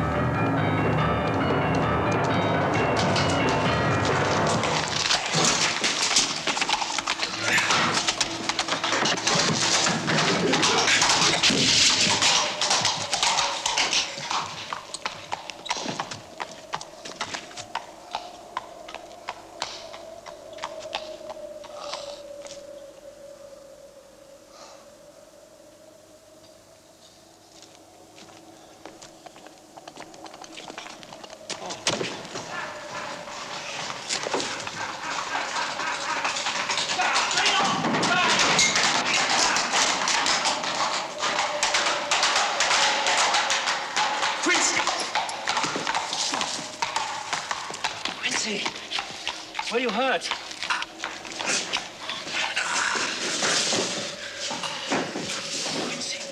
Lie down. Lie down. Come on.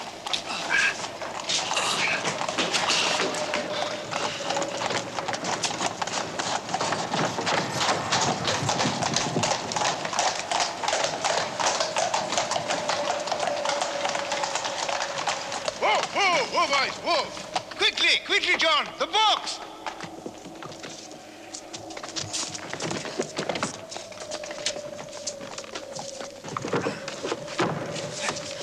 Quickly, the sun has but one more flicker and it will be gone.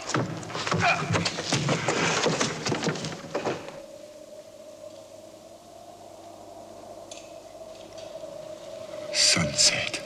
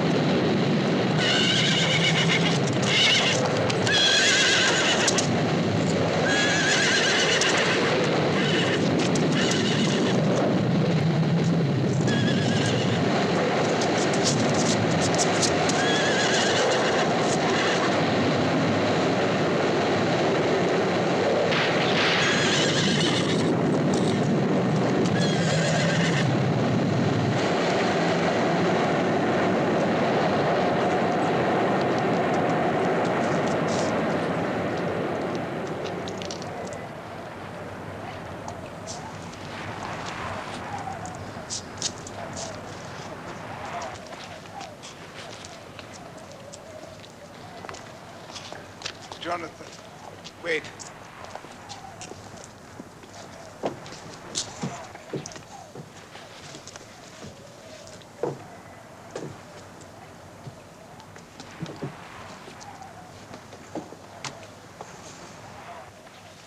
Dust to dust, ashes to ashes.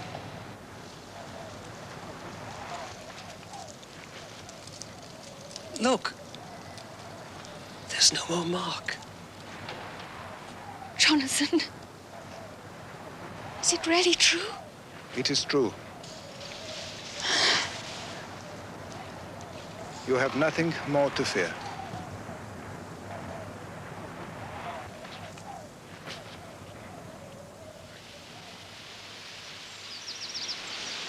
thank you, God, for protecting us and for all your mercies and for choosing us to be your instruments for good. Amen. Amen.